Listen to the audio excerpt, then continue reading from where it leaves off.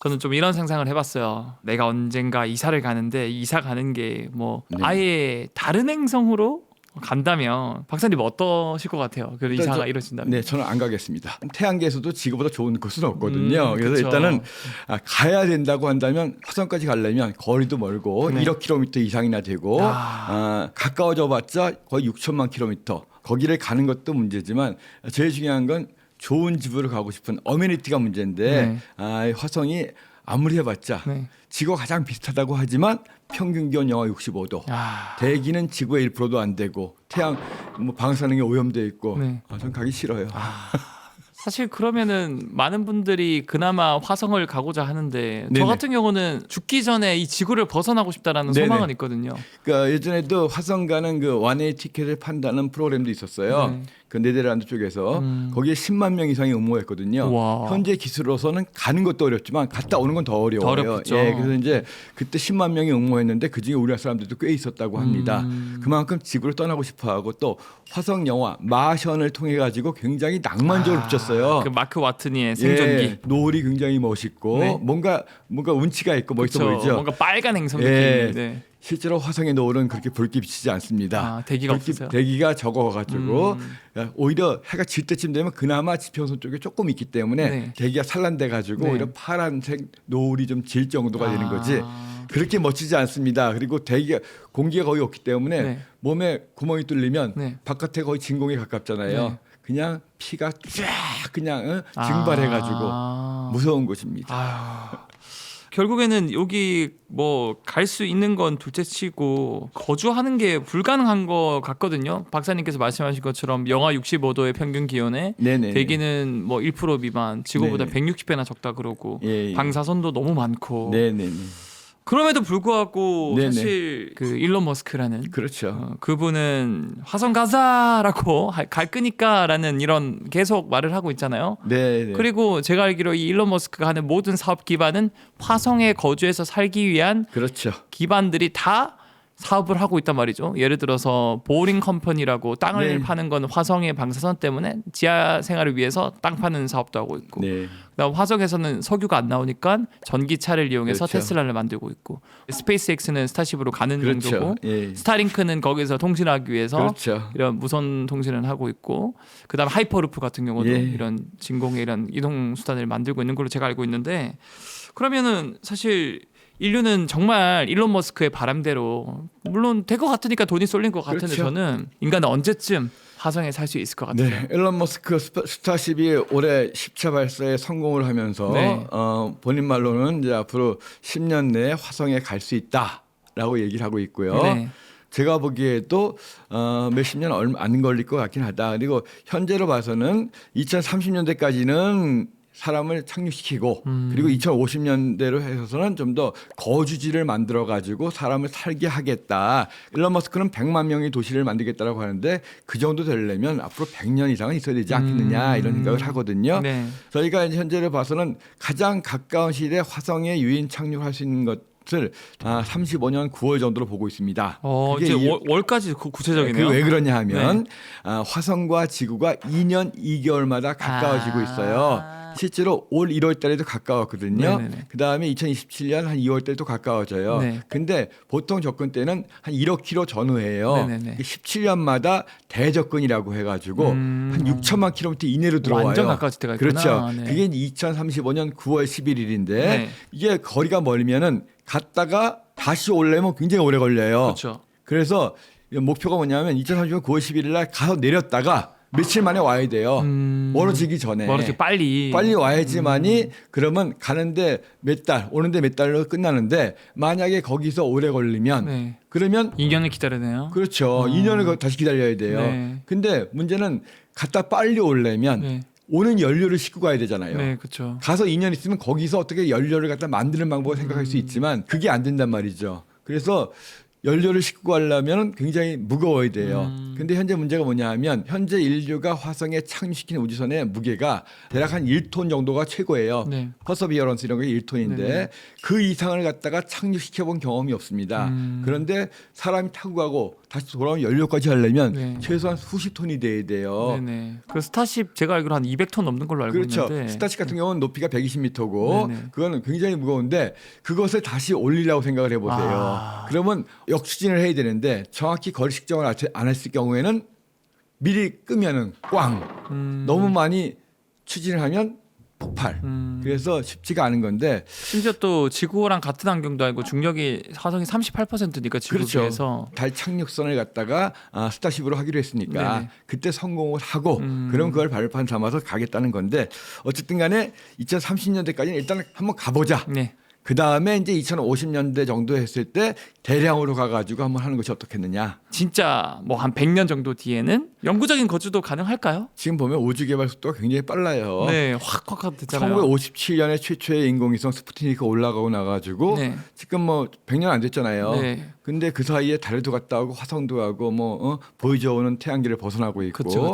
실제로 50년 정도가 지났을 때 어떻게 될지 거의 예상하기 못하거든요. 지금 뭐 AI라든가 기술이 워낙 좋아지기 로봇도 때문에 나오고 있고요. 로봇도 나오고 하기 때문에 그래서 제가 봐서 앞으로 100년 이내에 화성에 거주할 건 같다. 네. 근데 그것보다 일단 사실 가장 큰 난관이라고 한다면은 그쪽의 환경, 예를 들어서 뭐 엄청난 태양풍. 네. 제가 알기로 지구는 우리 생명체를 지켜주는 뭐 오존층이나 벤 앨런 테라는 자기장 보호막이 있지만 화성은 소실되었다고 알고 있거든요. 네네. 그게 소실되니까 방사선이 엄청 들어오고 태양으로부터. 네네. 그다음에 뭐 자외선도 들어오고. 화성 자체가 38억 년쯤 전에는 굉장히 지구와 비슷한 환경이었다고 해요. 화성은 지구보다 절반 정도밖에 안 돼요, 지름이. 네. 근데 처음 만들었을 때는 굉장히 뜨거웠을 거예요. 네네. 그러면서 내부에 핵이 녹아 있었습니다. 무거운 물질들은 가운데로 가라앉겠죠. 네. 중심 부분에 철 같은 게 가라앉으면서 녹아 있었기 때문에 철이 녹은 상태, 플라즈마 상태이기 때문에 전기가 흐르면서 자기장이 있었어요. 그 태양풍을 막아주는 보호막이 있었는데 네.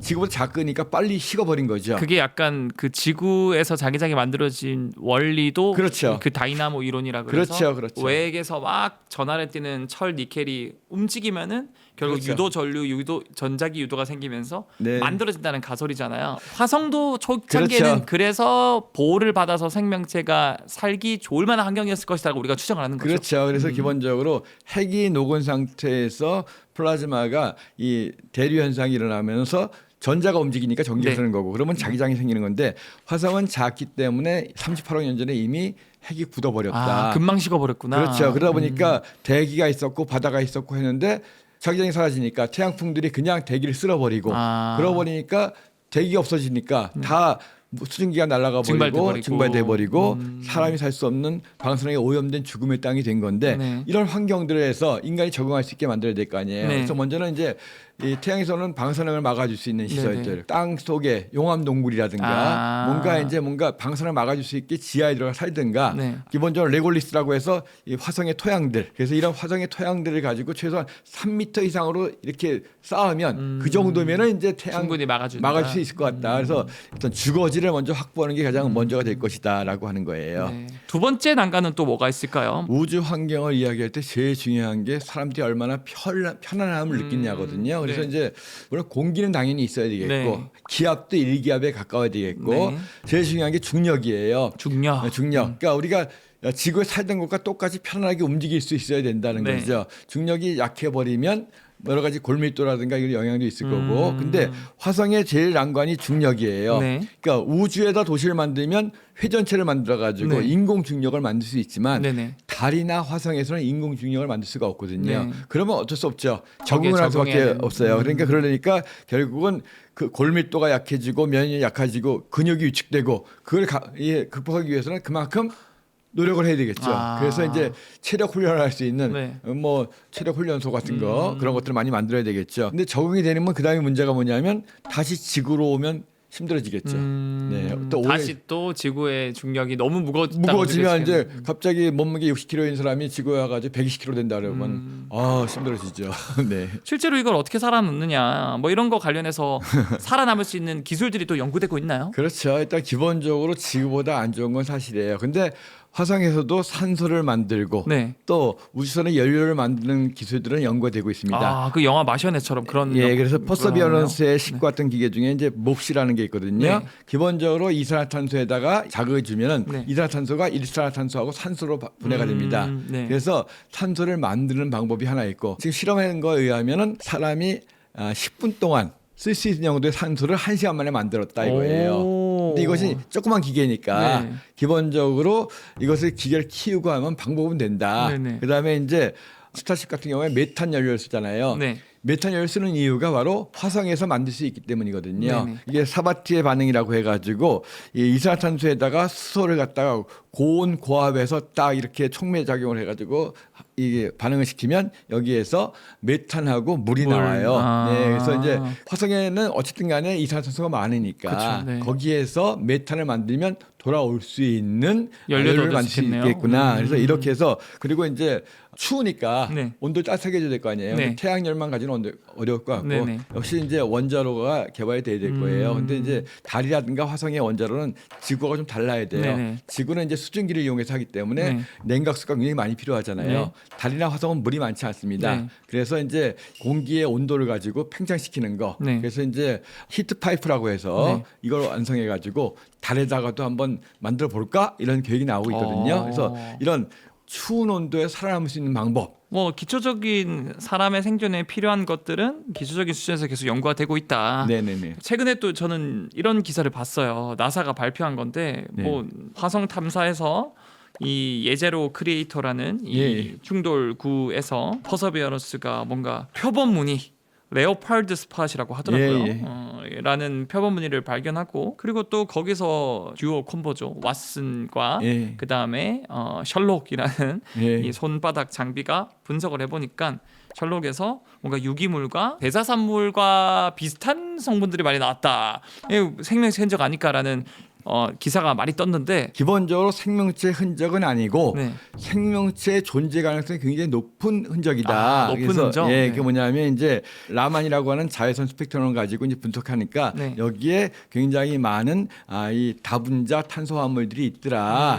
이런 걸 우리는 보통 유기물이라고 얘기하는데 네. 예제로 크레이터라고 하는 데가 과거에는 물이 있던 곳이에요. 그래서 퇴적층에서 이것이 발견되는 거거든요. 네. 만약 이것이 정말 생명체의 흔적이라고 한다면 우주의 다른 항성계라든가 이런 데서도 충분하게 비슷한 환경이 있다면 생명체가 있을 거고 그렇다면 외계인들 충분히 있을 가능성이 우리 태양계에서 입증이 되는 그런 문제가 되겠죠. 만약에 그러면은 진짜 샘플을 가져와 봤을 때 이게 진짜 생명이었다. 이게 기정사실화 된다면 화성 이주 계획은 엄청 앞당겨질까요? 과거에 있었다는 거기 때문에 그렇죠, 네. 현재 우리가 이주하는 거에 있어서 크게 바뀔 건 없을 것 같아요. 네. 다만 과거에 생명체 있었다고 한다면 네. 현재 그 생명체가 다 없어졌느냐 네. 아직도 살아남았을 수도 있잖아요. 뭐 지하에 녹아있는 호수가 있다든가 그렇다면 인간이 갔을 때 화성의 환경을 오염시킬 수도 있잖아요. 만에 하나라도 거기에 생명체의 흔적이 있었고 네. 그 생명체가 아직도 살아있을 가능성이 0.1%도 있다라고 한다면 인류가 가서 그걸 오염시킬 수 있는 그런 권한은 없거든요. 그리고 화성의 환경이라든가 이런 걸 충분히 알고 있기 때문에 네. 산소를 만들고 메탄을 만들고 하는 건 가능하겠지만 네. 우리 인간에 의해서 화성의 환경이 오염되지 않는 방법을 좀 더 신중하게 찾아야 되지 않겠는가. 실제 그러면 이런 우주에 관련해서 이주 관련 뭐 전문가라든가 과학자들은 그런 되게 보수적이면서 조심스러운 방법으로 해야 된다라는 걸 다들 주장을 하고 있는 건가 보네요. 그러니까 실제로 현재로서는 뭐 그런 것까지는 안 나가고 네. 화성에 생명체가 있었다 없었다를 가지고 지금 따지기에는 증거를 못 봤기 때문에 네. 화성에 생명체가 살았다. 네. 그리고 그렇다면 현재도 많은 조건이 어느 정도 인간에게 유리한 부분이 있다라고 한다면 그래도 인간의 화성 이주 계획이 좀 더 당겨지고 힘을 얻지 않을까. 그리고 일론 머스크가 좀 더 돈을 많이 벌게 되지 않을까. 그게 사실은 뭐 이슈가 되면은 또 사람들의 관심이랑 표가 쏠리니까 네네. 분명히 더 많은 투자가 이루어질 것 같습니다. 그렇습니다. 네. 네네네. 저는 다음에 더 재밌는 주제로 찾아오겠습니다. 여기서 인사드리겠습니다. 오늘 이야기 들려주셔서 감사합니다, 박사님. 네, 초대해 주셔서 감사합니다. 네. 네.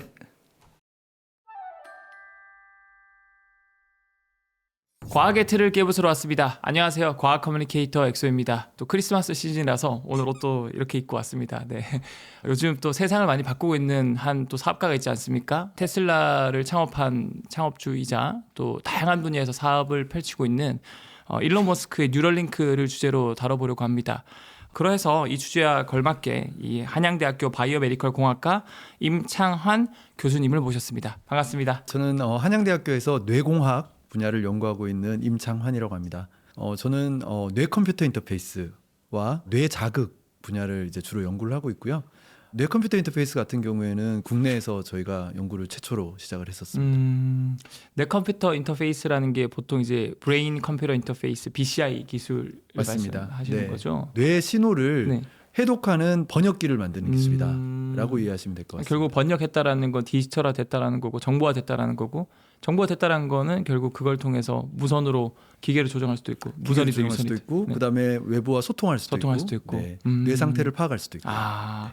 그러면은 그 중심에 또 이 뉴럴링크라는 회사의 기술도 있다고 볼 수 있겠네요. 이 화제의 남자 일론 머스크가 자동차, 우주, 또 인공지능에 이어서 뉴럴링크라는 또 회사를 창립해서 이 기술에 대해서 요즘 또 세간의 화제인데, 교수님 뉴럴링크가 대체 무엇인가요? 뉴럴링크라는 회사 이름만 보면 아실 수 있듯이 일단 뉴럴이라고 하는 거는 뉴런, 그러니까 신경세포의 형용사이고요. 그다음에 링크는 연결한다는 뜻을 네. 가지고 있죠. 두 개를 합쳐가지고 합성어를 만든 건데요. 네.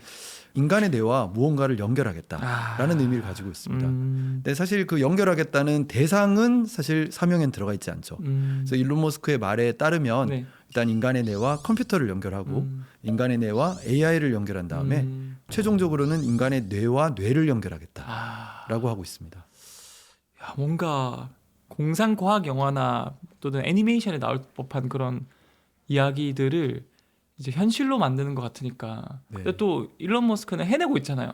그러면 이 뉴럴링크는 실제로 어떻게 설치되고 뇌의 생각을 읽으려면은 뭔가 수술해야 될 것 같거든요. 네. 그리고 어떻게 작동하는지 궁금합니다. 사실 그 뇌신호 읽어드리는 방식은 네. 이미 한 20-30년 전부터 네. 연구가 많이 되어 왔었고요. 뭐 물론 이제 머리 바깥에서 측정하는 간접적으로 측정하는 방식도 있긴 합니다만. 막 본 것 같아요. 막 모자 같은 거나 이런 네, 거 네. 제일 발라가지고 막. 네, 영화에도 많이 등장을 하죠. 네. 그런데 안에서 이제 직접적으로 신호를 얻으면 당연히 신호의 질이 훨씬 더 좋아지겠죠. 네네. 그래서 안에서 이제 획득하려고 하는 방법들이 많이 연구가 됐는데 네. 기존에 많이 사용되던 방법은 이 바늘을 꽂아 넣는 아이고. 방식을 많이 사용을 했었는데요. 아프겠다 생각만 해도. 근데 사실은 뇌 자체에는 통각을 느낄 수 있는 통각 수용체가 없기 때문에 통수가 꽂는 것 없구나. 자체는 사실은 통증이 전혀 네. 이제 발생하지는 않고요. 네. 심지어는 깨어 있는 상태에서 수술을 많이 했습니다. 근데 지금까지도. 잘못 꽂으면 죽을 수도 있잖아요. 그렇지는 않습니다. 우리가 사실 뭐 신경세포가 네. 860억 개가 있는데요. 하루에 이미 지금 엑소님께서도 네. 오늘 하루에 10만 개 뉴런이 죽어요? 사망하셨습니다. 네.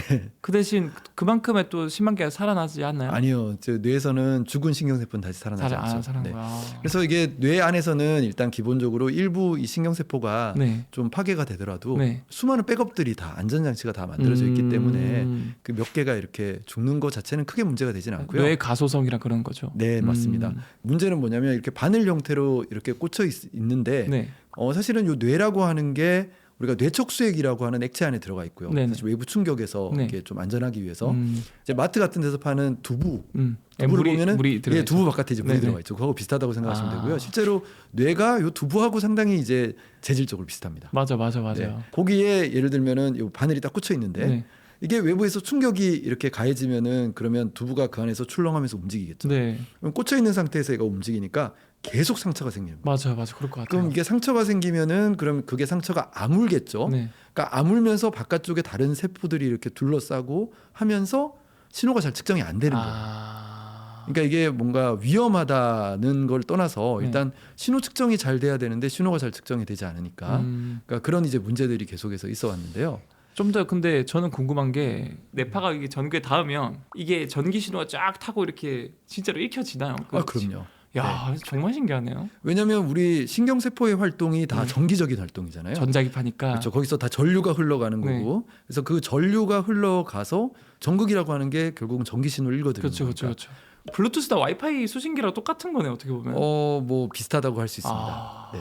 근데 이제 일론 머스크가 뉴럴링크에서 사용한 방법은 네. 좀 이제 혁신성이 있습니다. 아. 그러니까 기존에는 바늘을 꽂았는데 네. 바늘을 꽂는 대신에 실을 꽂기로 한 거예요. 아. 그래서 머리카락보다 한 20분의 1 정도로 가느다란 실을 만들어서 네. 그 실에다가 전극을 코팅을 했습니다. 얘를 이제 뇌 표면에다가 심어 넣는 거죠. 아. 보통은 이제 머리카락 심는 수술 생각하시면 되고요. 네네네.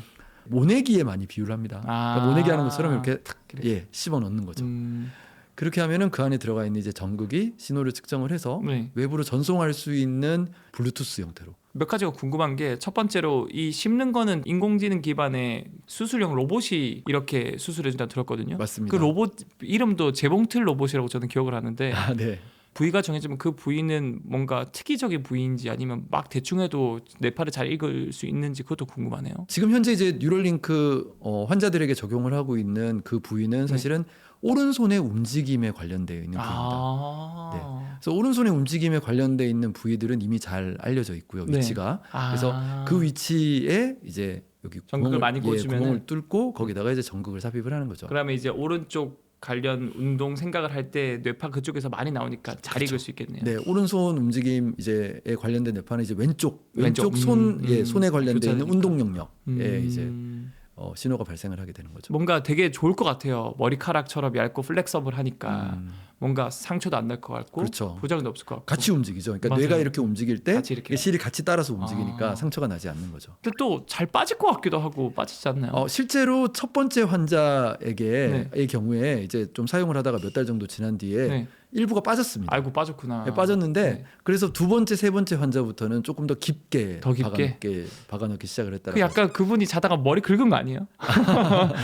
좀 움직이고 하면 그러면 음. 아무래도 이게 빠질 가능성이 생기는 또 거죠. 전극이 너무- 또 플렉서블 하다 그렇죠. 보니까. 너무 얕게 이렇게 꽂아놓으면은 그런 음. 고정이 잘 안 돼가지고 빠질 수가 있죠. 근데 어쨌든 이것도 전자기기니까 네, 충전도 해야 될 것 같거든요. 그렇죠. 어떻게 하죠, 그거는? 우리 휴대폰 충전하는 거 똑같습니다. 두개골에 이렇게 동그랗게 구멍을 뚫고요. 네. 그 구멍 자리에다가 칩을 삽입을 하거든요. 네네. 그러면 그 안에 이제 배터리가 들어가 있고요. 네네. 그게 무선 충전이 됩니다. 그래서 아. 머리 바깥에서 이렇게 동그랗게 생긴 그 충전하는 거를 뭔지 알 것 같아요. 예, 그걸 갖다 대면 그 자석이 있어서 갤럭시 와치 그 예, 비슷합니다. 충전이 네, 그- 그래서 자석이 있어서 그 위치에 가면은 딱 붙습니다. 아 붙어서 이제 충전이 되는 거죠. 이게 제가 듣기로 벌써 이식한 지 거의 한 2년이 다 돼간다고 들었거든요. 그분 같은 경우에는 아직까지도 삽입한 장치가 네. 잘 작동을 하고 있는 걸로 네. 알려져 있고요. 네. 하루에 10시간 이상씩 사용을 하신다고요. 와, 저 그 본 것 같아요. 막 네. 체스도 하고 네. 최근에는 그 닌텐도 마리오 카트도 하더라고요. 네, 그건 이제 다른 분이 다른 하신 분이요? 거긴 이야, 한데요. 네. 문명도 하고. 1인칭 그 총 쏘는 게임도 하고요.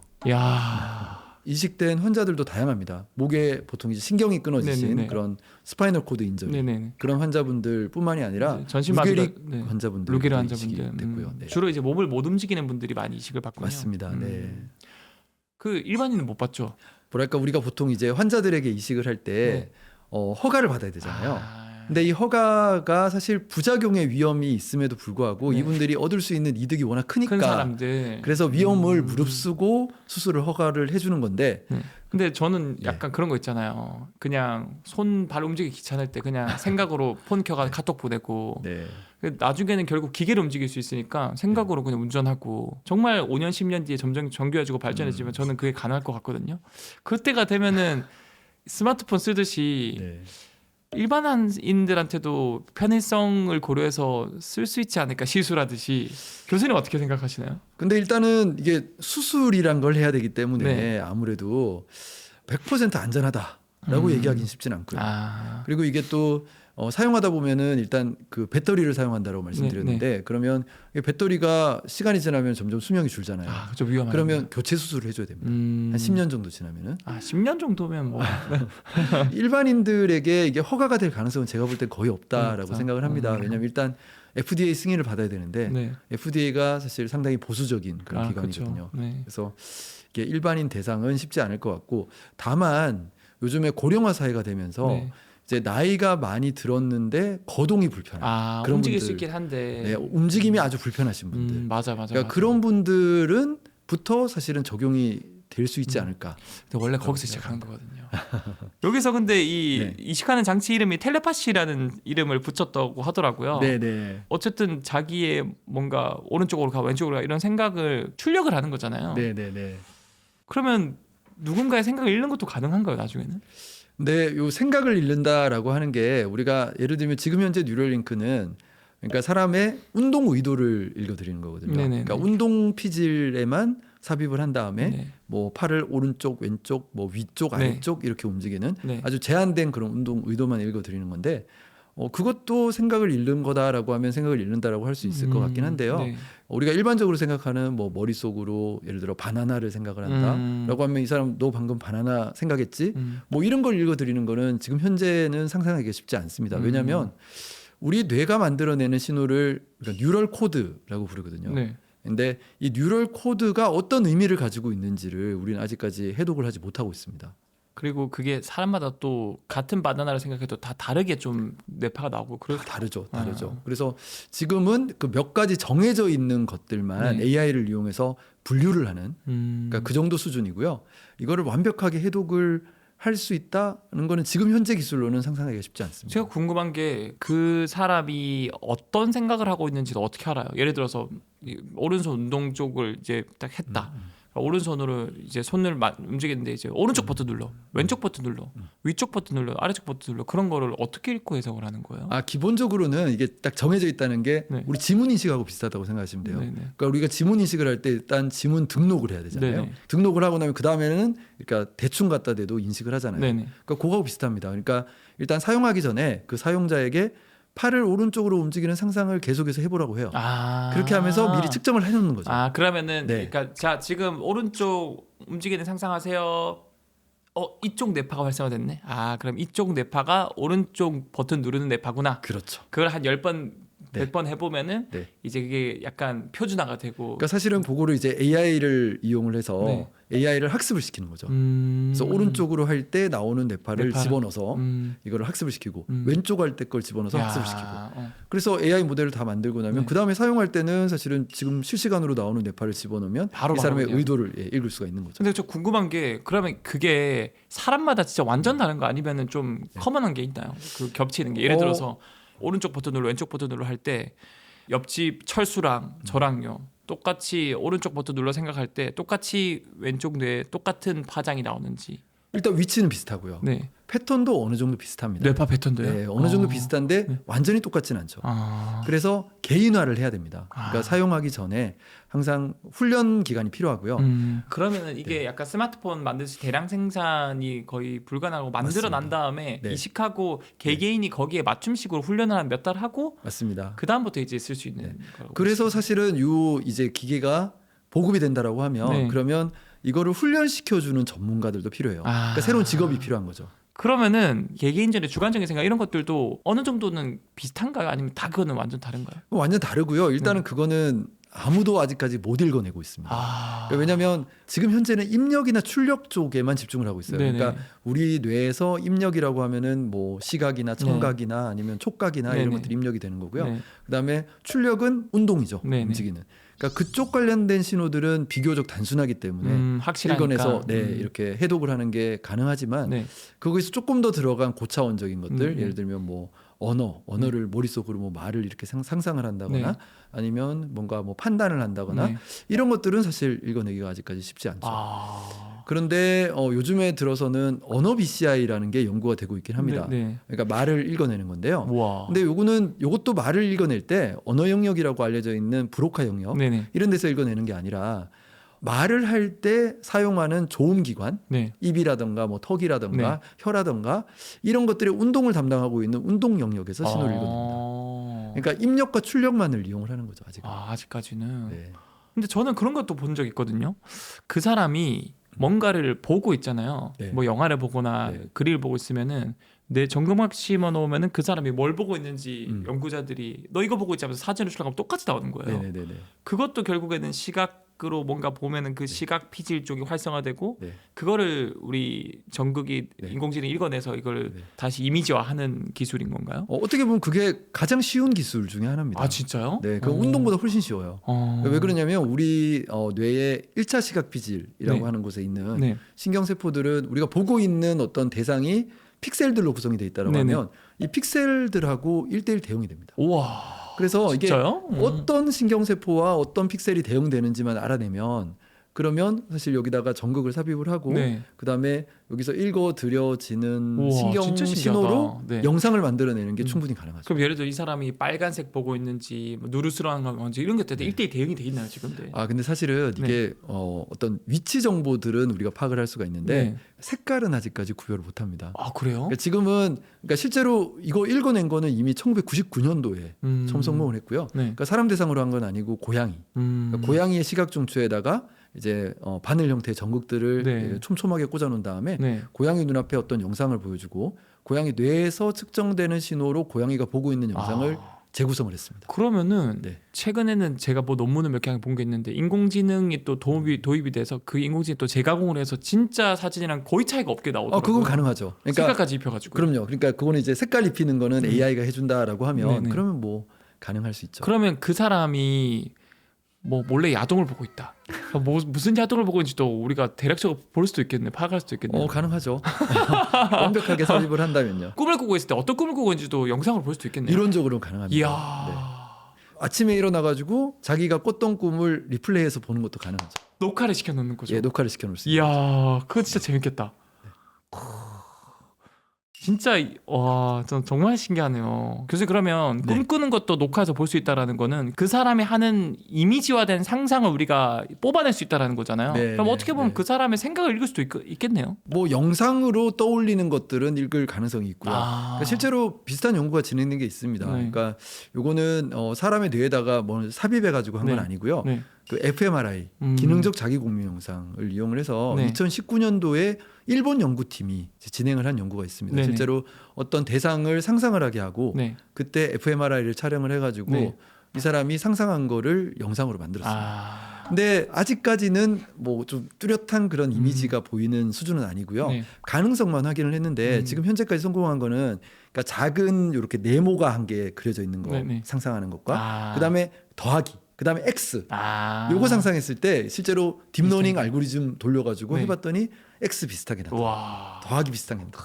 그러니까 우리 머릿속에 떠올리는 거를 네. 이제 그림으로 만들어내는 게 야. 가능하다는 거죠. 근데 이거는 이제 머리 밖에서 한 거니까 어느 정도 한계가 있는데 실제로 뇌에다가 그런 걸 삽입을 해서 떠올리게 하면 그 어느 정도 비슷한 그림이 만들어질 가능성이 있죠. 저는 그런 것도 보고 있거든요. 뉴럴링크는 아니지만 네. BCI 기술로 한 연구팀이 다이빙 잘못해가지고 네, 하반신 마비 네. 환자분이 걷더라고요. 네, 맞습니다. 네. 똑같이 이제 두개골을 동그랗게 잘라내는데 네. 직접 뭔가를 찔러 넣지는 않고요. 네네. 그러니까 고기의 아랫면을 보면 이렇게 올록볼록 엠보싱 같은 것들이 네네. 있어가지고 그 하나하나가 전극이 돼서 이제 뇌 신호를 읽어드리는 거습니다. 그래서 그렇게 이제 신호를 읽어드려서 네. 이거를 해독을 한 다음에 네.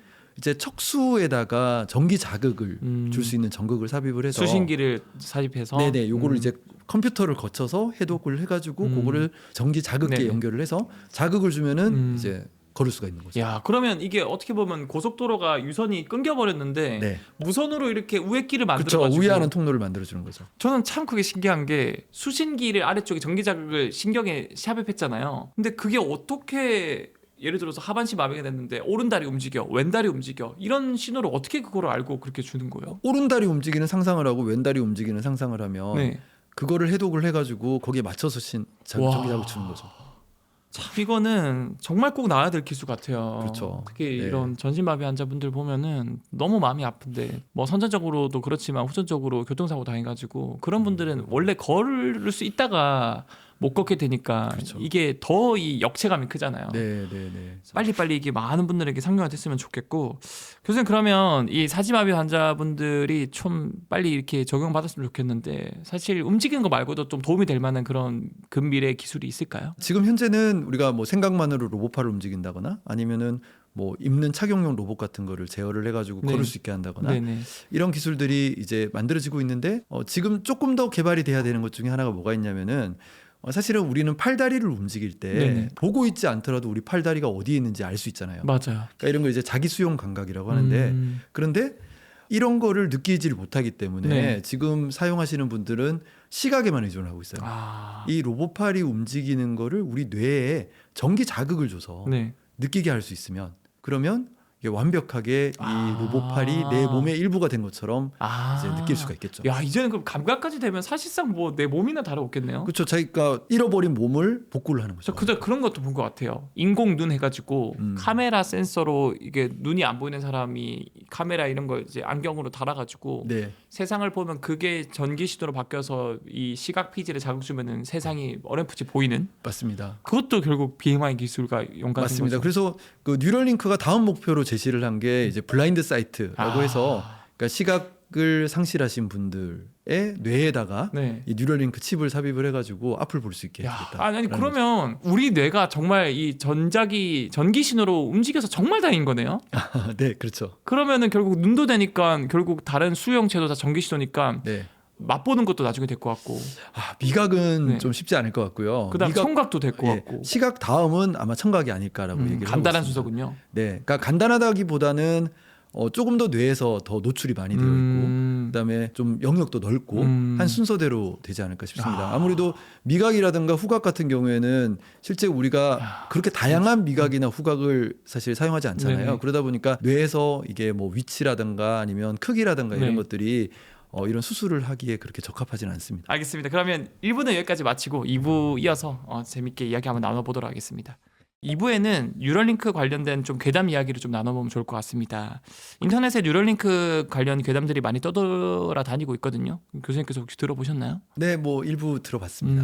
몇 가지 제가 그럼 질문을 드리겠습니다. 첫 번째는 사이보그와 괴담, 인간과 컴퓨터가 합쳐진다 같은 이야기들이 있고요. 두 번째로 이제 통제 괴담, 뭐 뇌 광고를 주입한다, 뭐 또 정부가 사람을 조종한다, 뭐 비슷한 맥락으로 뭐 백신이 뭐 사람을 조종한다, 뭐 그런 괴담도 있지 않았습니까? 그런 대표적인 두 가지 괴담을 제가 좀 찾아봤는데 교수님께서 한번 팩트 체크를 해주시죠. 일단 사이보그화는 사실 뭐 우리 인류의 뭐랄까 진화 과정에서 어쩔 수 없는 게 아닌가라고 생각을 해요. 왜냐하면 그러니까 사이보그라고 하는 게 정의가 우리가 사이버네틱스하고 그다음에 오거니즘의 합성어잖아요. 맞아요. 그러니까 기계 장치가 생물학적인 어떤 신체나 네네. 아니면 이런 이제 몸에 들어가는 거를 우리가 다 사이보그라고 하는데 네. 뭐 사실 사이보그의 범위를 좀 넓게 생각을 하면은 이 치아 임플란트도 사이보그거든요. 아, 그렇네요. 그래서 우리가 사실은 우리 그 수명이 계속해서 늘어나고 하면서 신체의 여러 부분들이 망가지게 되면 그 부분들을 뭐 기계 장치로 대체를 하는 거는 어쩔 수 없는 수순이 아닐까라고 저는 생각을 합니다. 그래서 결국은 인간은 모든 인간들은 사실은 오래까지 살면서 살게 되면서 어떤 형태든 사이보가 될 거고 그다음에 이제 뇌 같은 경우에는 30살이 넘어가게 되면은 하루에 신경세포가 10만 개씩 죽어가잖아요. 네. 그래서 80세가 되면은 22억 개가 죽는다라고 해요. 그래서 이게 수명이 길어지면은 또 계속해서 이제 죽어나가고 하니까 네. 전자두뇌 같은 거를 붙여서 네. 어느 정도 보완하는 시스템으로 가야 되지 않을까라고 이야. 생각을 합니다. 그럼 전자두뇌를 예를 들어서 한 5%의 기능을 잃어버리면 그 5%는 전자두뇌가 좀 보완해주고 네네. 그게 10%가 되고 50%가 되고 한 51% 넘어가면 그건 인간이에요. 사이보그 로봇입니까? 제 생각에는 그래도 여전히 인간이 아닐까라고 생각을 인간이다. 합니다. 네. 그 몇 프로부터 이제 로봇이라 생각해야 되나요? 저는 사실은 100%가 돼도 인간이라고 생각을 네? 합니다. 왜요? 그 전자칩이잖아요. 두뇌 그 칩이. 그러니까 상당히 재밌는 게 이 인간의 뇌가 네. 상당히 적응을 잘하거든요. 이게 예를 들어서 10% 정도 이렇게 대체를 하고 나면은 그러면 원래부터 있었던 하나의 뇌인 것처럼 네, 그렇게 적응을 하게 되고요. 이야. 20%에도 그렇게 되고 100%가 돼도 원래 뇌처럼 이렇게 적응하지 않을까. 그 대표적인 사례가 공무원 네. 한 명이 병원에 가서 이제 진료를 받아봤더니 네. 뇌에 90%가 없는 거예요. 그래서 어릴 때부터 아주 조금씩 뇌척 수액이 뇌를 잠식해서 네. 그러니까 남아있는 10%만 가지고 근데 그분이 특별한 사실 어려움 없이 일상생활을 했다라고 이야, 하거든요. 그 남은 10%가 해내야 된다 이러면서 막 그렇죠. 운동 그다음에 막 감각 이러면서 10%가 거의 멀티태스커 기능을 한 거네요. 그런 거죠. 이야. 그러니까 그런 걸 봤을 때 사실 우리 뇌에 뭐 예를 들면 90% 정도가 전자두뇌로 대체가 된다라고 하더라도 여전히 뭐 인간의 뇌라고 우리가 생각을 해야 되지 않을까라고 생각합니다. 그럼 진짜 100%가 바뀌면은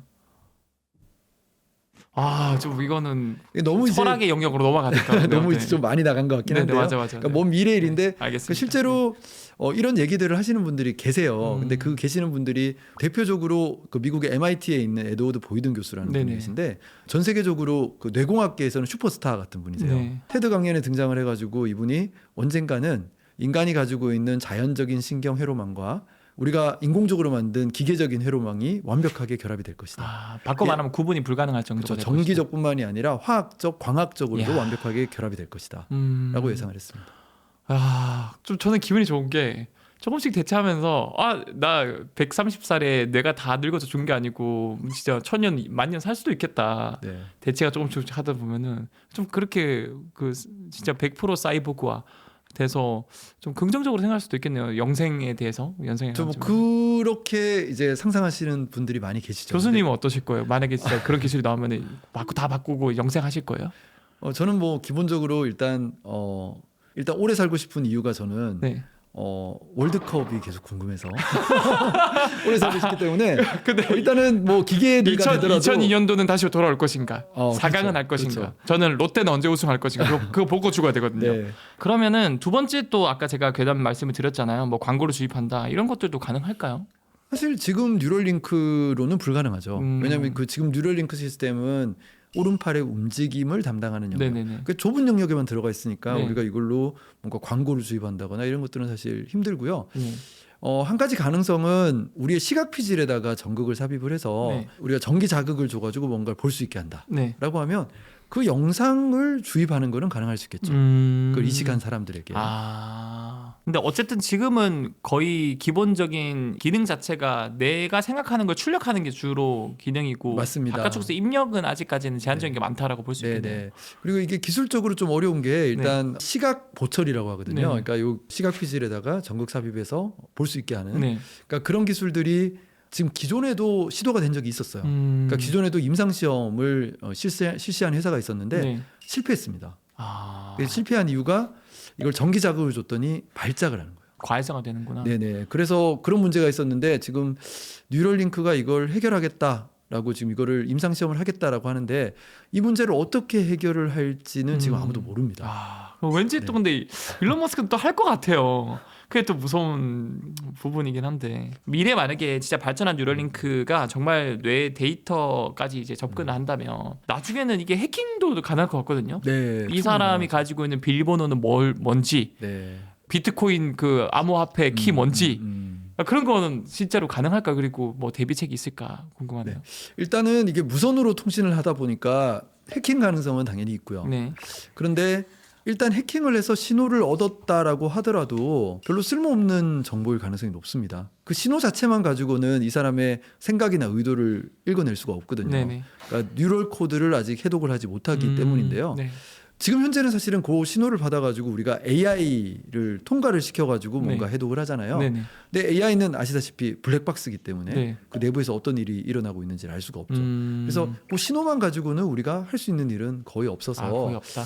네, 그거는 안전하지만 네.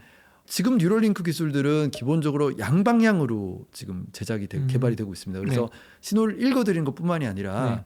이게 자극을 주는 기능도 다 들어가 있거든요. 음. 근데 이게 외부에서 내가 원치 않는 그런 자극을 주게 된다. 네. 해킹을 통해서 그러면 좀 문제가 될 가능성이 있죠. 특정 신경을 그렇죠. 자극하거나 특정 호르몬을 막 분비하게 유도를 그렇죠, 하면 그렇죠. 그런 게 그 가능할 사람의 수 있죠. 심경의 변화나 결국 결정을 바꾸는데 또 영향을 줄 수 네, 있습니다. 그럴 가능성이 있죠. 그래서 사실 그 뉴럴링크의 프레스 컨퍼런스를 해서 네. 기자들 이제 불러 모아가지고 그 프레스 컨퍼런스를 하면 가장 많이 나오는 질문이 그 보안 관련된 질문입니다. 근데 일론 머스크도 사실은 거기에 대해서 뾰족한 답을 내놓지 못하고 있고요. 그러니까 원론적인 답변을 하고 있습니다. 우리 보안 전문가들 엄청 많이 고용을 하고 있다. 뭐 그런 식으로 그냥 답변을 하고 있는데요. 나중에 이런 기술들이 대중화가 된다라고 네. 하면 이런 신경 보안 이런 것들이 또 새로운 학문 직업으로 분야가 또 되지 않을까. 나오겠네요. 네. 아. 그런 생각 해볼 수 있을 것 같습니다. 네, 그러면 이번에는 이 SF 작품 보면은 우리가 이런 BMI 기술, BCI 기술 또는 뉴럴링크 기반의 비슷한 그런 기술들이 많이 나온단 말이죠. 네. 현재 기술과 얼마나 가까운지 한번 비교해보는 시간을 가지면 좋을 것 같은데 첫 번째로 제가 제일 기억에 남는 건 매트릭스 영화거든요. 네. 매트릭스를 보면 인간이 태어나자마자 이 후두부의 포트를 통해서 거대한 시뮬레이션에 연결된단 말이죠. 그래서 매트릭스는 이제 빨간 약, 파란 약에 따라서 달라지 현실에 가냐 아니면 시뮬레이션에 사냐 그렇게 말을 하는데 결국 이 뉴럴링크 기술이 이런 걸 구현을 가능하게 할까? 그리고 불치병에 걸린 사람에게 가상현실을 제공을 한다거나 일단 1차적으로 구현이 가능할 거라고 생각을 하는 게 네. 레디 플레이어 원 영화 맞죠? 네네. 네, 그런 완전 몰입형 네. 그 가상현실이라고 네. 하죠. 그러니까 그런 것들이 어느 정도 구현이 가능하지 않을까라고 저는 생각을 합니다. 그러니까 특히 장애를 가지신 분들이 네. 이런 뇌에다가 뉴럴링크 그 칩을 삽입을 하면 네. 자기 수용 감각을 완벽하게 구현을 할 수 있다라고 네네. 하면 그러면 가상 세계 안에서 자기의 아바타를 이제 생각만으로 제어를 하고 그다음에 아바타가 움직일 때 그 느낌을 감각 자극을 통해서 받는 거죠.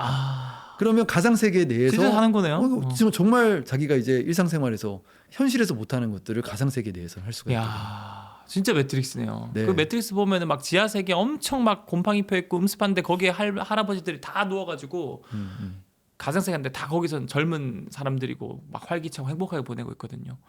뭐 무술을 배우는 장면에서도 특정 권법 다운로드 받고 또 네. 제가 기억에 남는 장면이 악당이 계속 쫓아와요. 바이러스 악당이 뭐 선글라스 끼고 있는. 네. 그래서 이제 옥상까지 올라갔는데 옥상까지 따라왔어요. 그래서 죽기 직전인데 헬리콥터가 있는 거예요.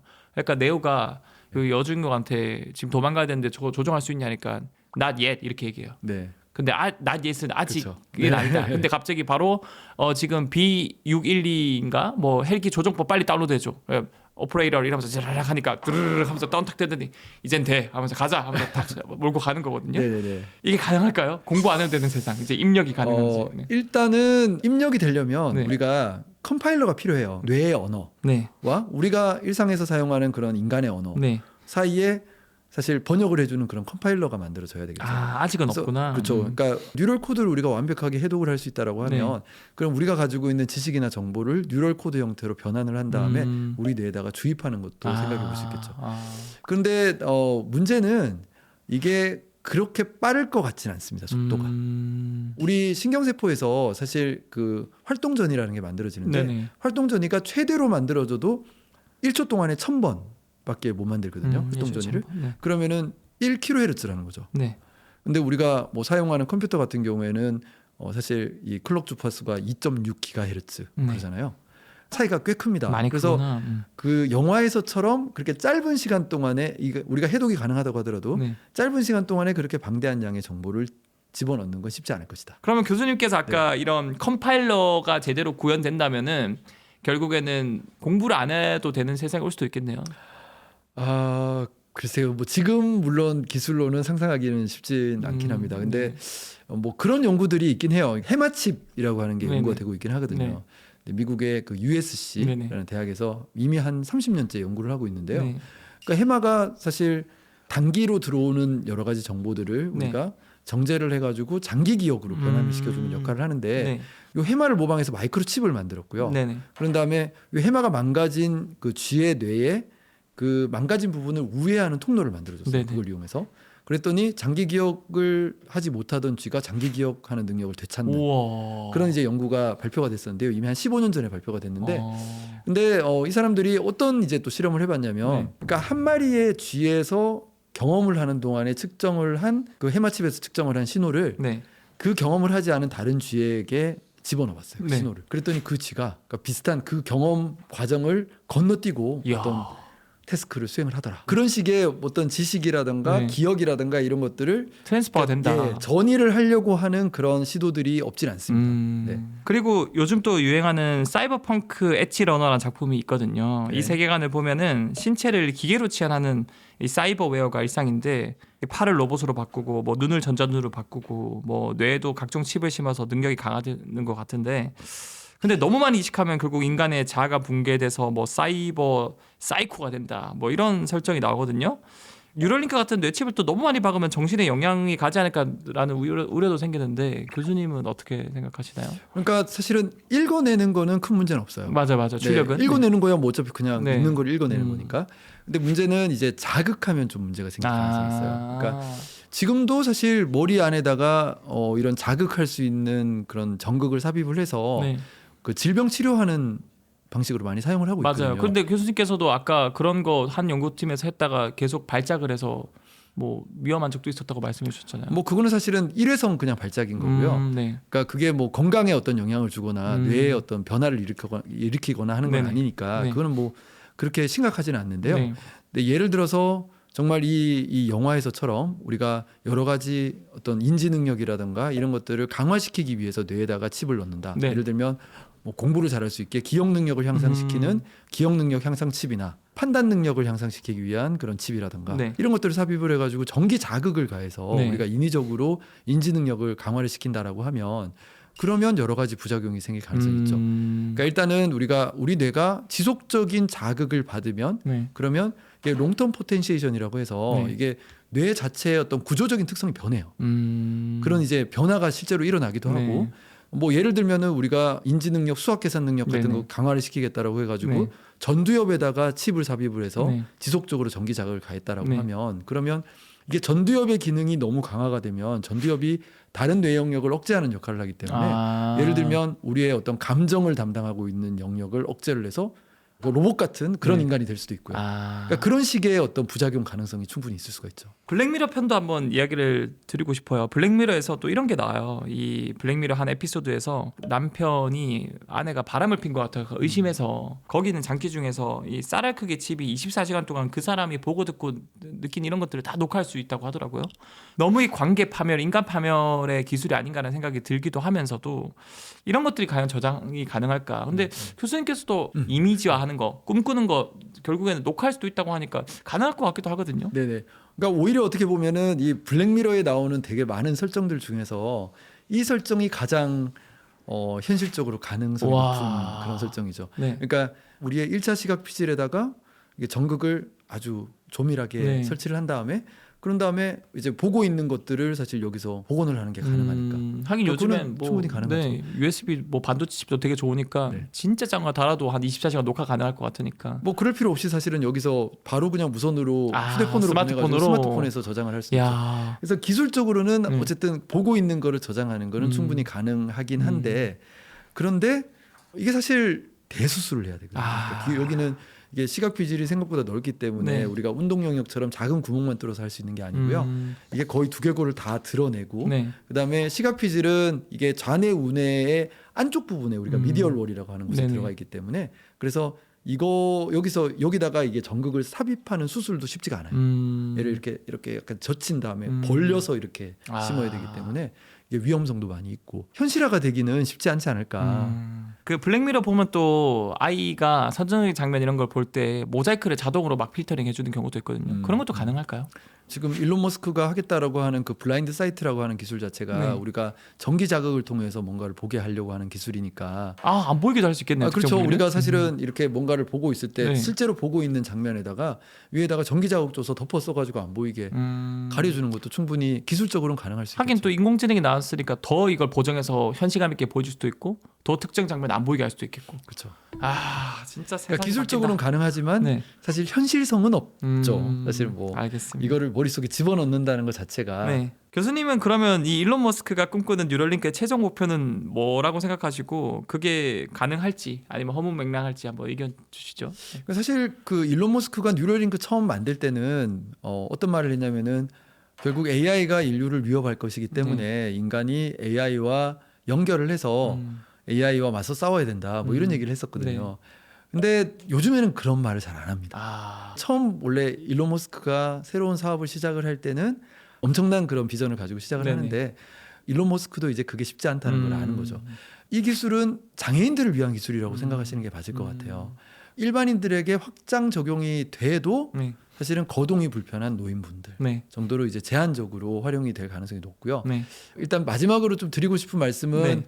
이 기술에 대해서 많이들 걱정을 하시는데 근데 맞아요. 사실 모든 기술들이 양면이 있는 거잖아요. 그렇죠. 그래서 뭐 이게 밝은 측면이 있는가 하면 사실 이게 악용되거나 오용됐을 때는 여러 가지 또 문제가 발생을 할 수가 있는데 지금은 좀 밝은 측면만 좀 봐주셨으면 좋겠습니다. 일단은 우리나라가 지금 이 기술에서 많이 뒤쳐져 있어요. 맞아요. 네. 그러니까 뉴럴링크는 이미 10년 전에 시작을 했고 환자들에게 이식을 하고 있고 중국에는 회사가 2개가 생겼습니다. 벌써.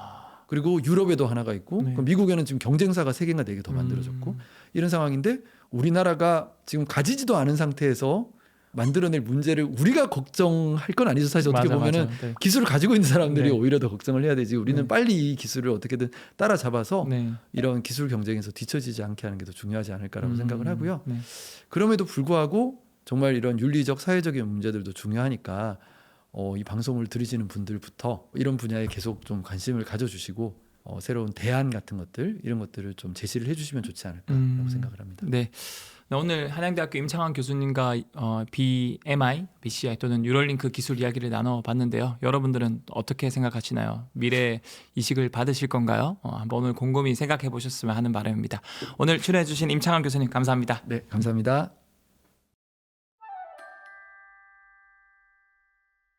과학의 틀을 깨부수러 왔습니다. 엑사와트급이 아니면 시도조차 안 할 것이다. 일론 머스크 왈. 여러분 혹시 그런 이야기 들어보셨나요? 카르다쇼프 척도라 그래서 외계 문명이 얼만큼 과학 기술이 발전됐는지를 확인하려면 그 문명이 에너지를 얼만큼 많이 쓰는지를 측정하면은 이 정도의 문명이겠구나라는 걸 가늠할 수 있다고 합니다. 1단계 외계 문명, 인류를 포함해서 1단계 문명은 자기가 속한 행성에 있는 에너지를 자유자재로 쓰고 그 행성으로 들어오는 항성의 빛 에너지, 열 에너지를 또 자유자재로 쓰는 문명을 말하고요. 2단계 문명은 내 행성이 아니라 내 행성에 속한 그 항성, 우리 태양계로 치면 태양이겠죠?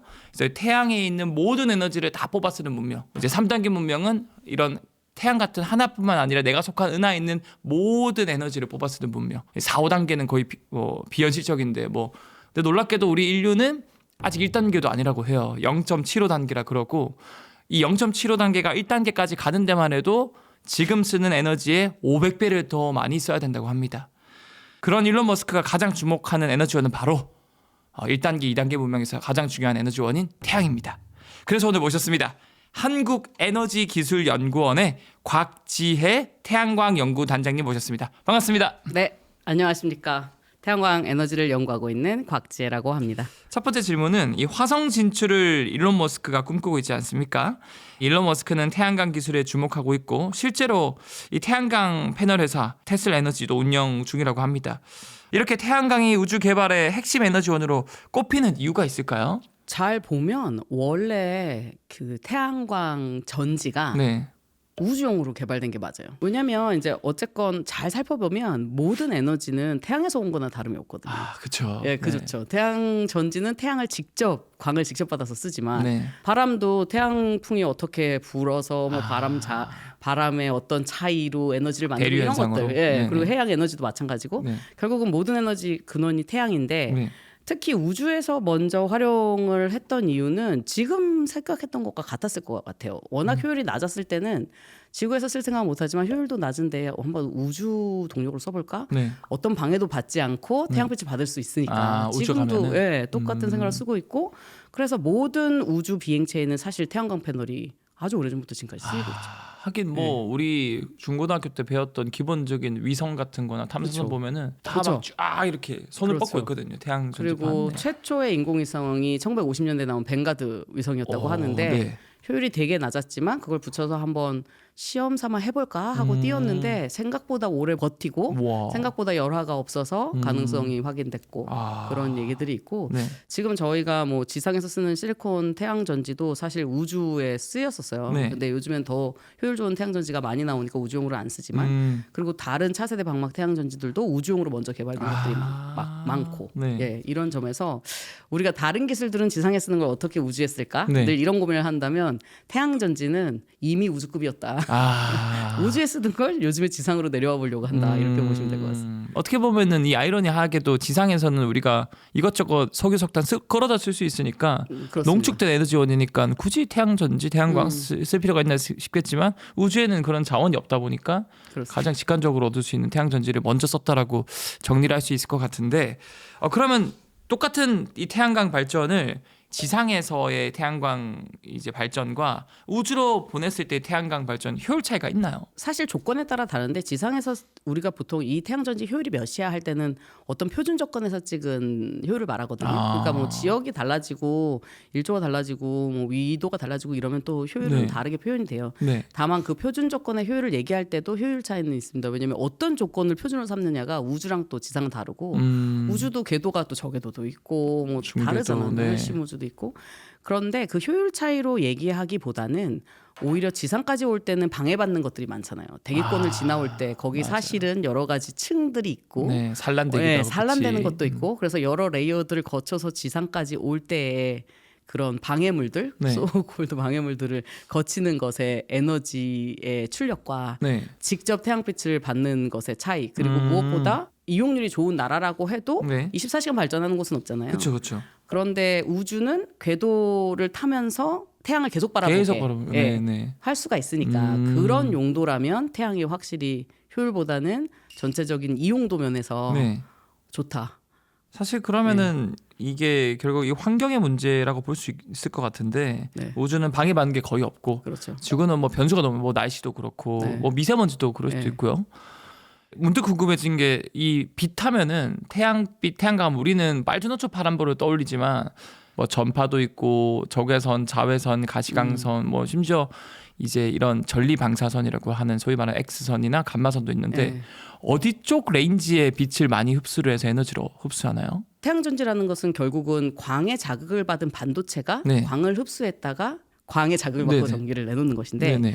이제 그런 반도체가 모든 빛을 흡수하는 애는 없어요. 아. 그래서 그 특정 빛을 특정 파장대부터 흡수하는 반도체를 만들게 되는데 네.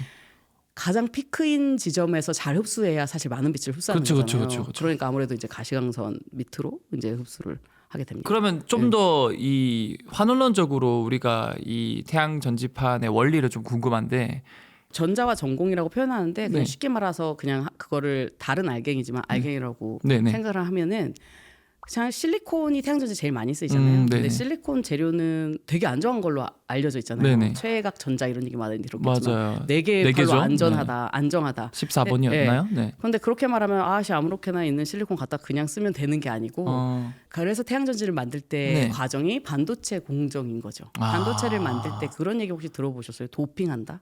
어, 얘는 플러스를 띄게 만들어주고 얘는 네. 마이너스를 띄게 만들어주고. 저는 뭐 애칭 이런 건 기억해 네, 맞아요. 나는데 그 네. 도핑하고 애칭하고 뭐 클리닝하고 이런 네. 과정들이 그 안정한 실리콘 물질에 전자를 하나 덜 나오게 하거나 더 나오게 하는 그런 뭔가 하나가 부족하거나 하나가 네. 남는 애들. 일부러 그렇게 네. 해서 그렇게 해서 조금만 그게 N형, 그러니까 플러스 P형? 마이너스 NP 이렇게 반도체 모든 반도체는 PN을 갖고 있잖아요. 네네. 그걸 접합을 시키는 거. 쉽게 정리를 하자면은 이런 태양빛을 받았을 때 잘 들뜨게 저는 이렇게 에너지를 잘 방출하게 흡수하게끔 만들어 놓은 상태가 태양 전지판이라고 볼 수 있겠네요. 그렇죠. 그리고 들떴을 때 그냥 들떠서 사라지게 하면 안 되고 그리고 그거를 이제 들떠서 절로 흘러가야 되는데 네네, 맞아요. 들뜨고 다시 전자는 절로 가고 전공은 절로 가서 네. 전류를 만들어줘야 되는데 걔가 들떴다가 다시 재결합해 버리거나 이러면 태양전지 효율이 나쁜 거고 그러니까 재결합도 방지를 하면서 네. 잘 분리돼서 움직여서 다시 돌아오고 이야. 이렇게 흘러가도록 해줘요. 지난 11월에 또 누리호 4차 발사가 이루어지지 않았습니까? 또 보기 좋게 멋지게 성공을 했고요.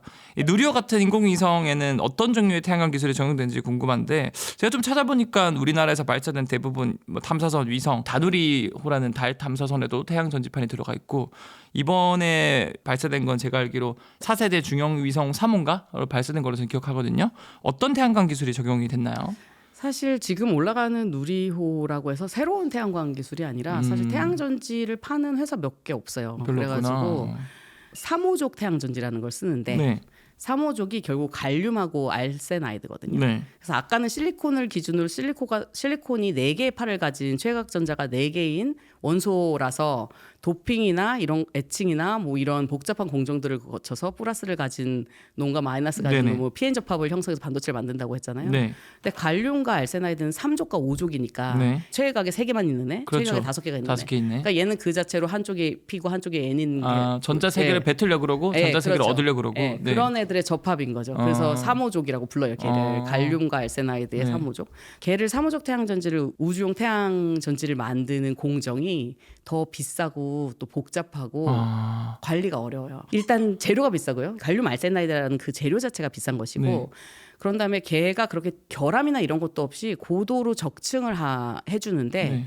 그 공정 자체가 장비도 비싸고 또 공정을 관리하는 그런 부분도 비싼 거예요. 제가 궁금한 건 그럼 효율적인 측면에서 차이가 없다면 왜 굳이 비싼 재료나 비싼 공정을 해서 태양 전지판을 만들까요? 그렇게 하고 나면 효율이 좋아지죠. 아, 그 공정을 거쳐서. 거치고 나면 네, 그 재료와 공정을 거쳐서 효율이 좋아지는 거고 그리고 또 우주에서 쓰는 3호족도 그냥 하나의 PN 접합으로 무조건 효율이 좋은 게 아니라 네. 다중 접합이에요. 그래서 텐덤은 2중인데 네. 이제 3중, 4중까지 가면 효율이 높아지고 네.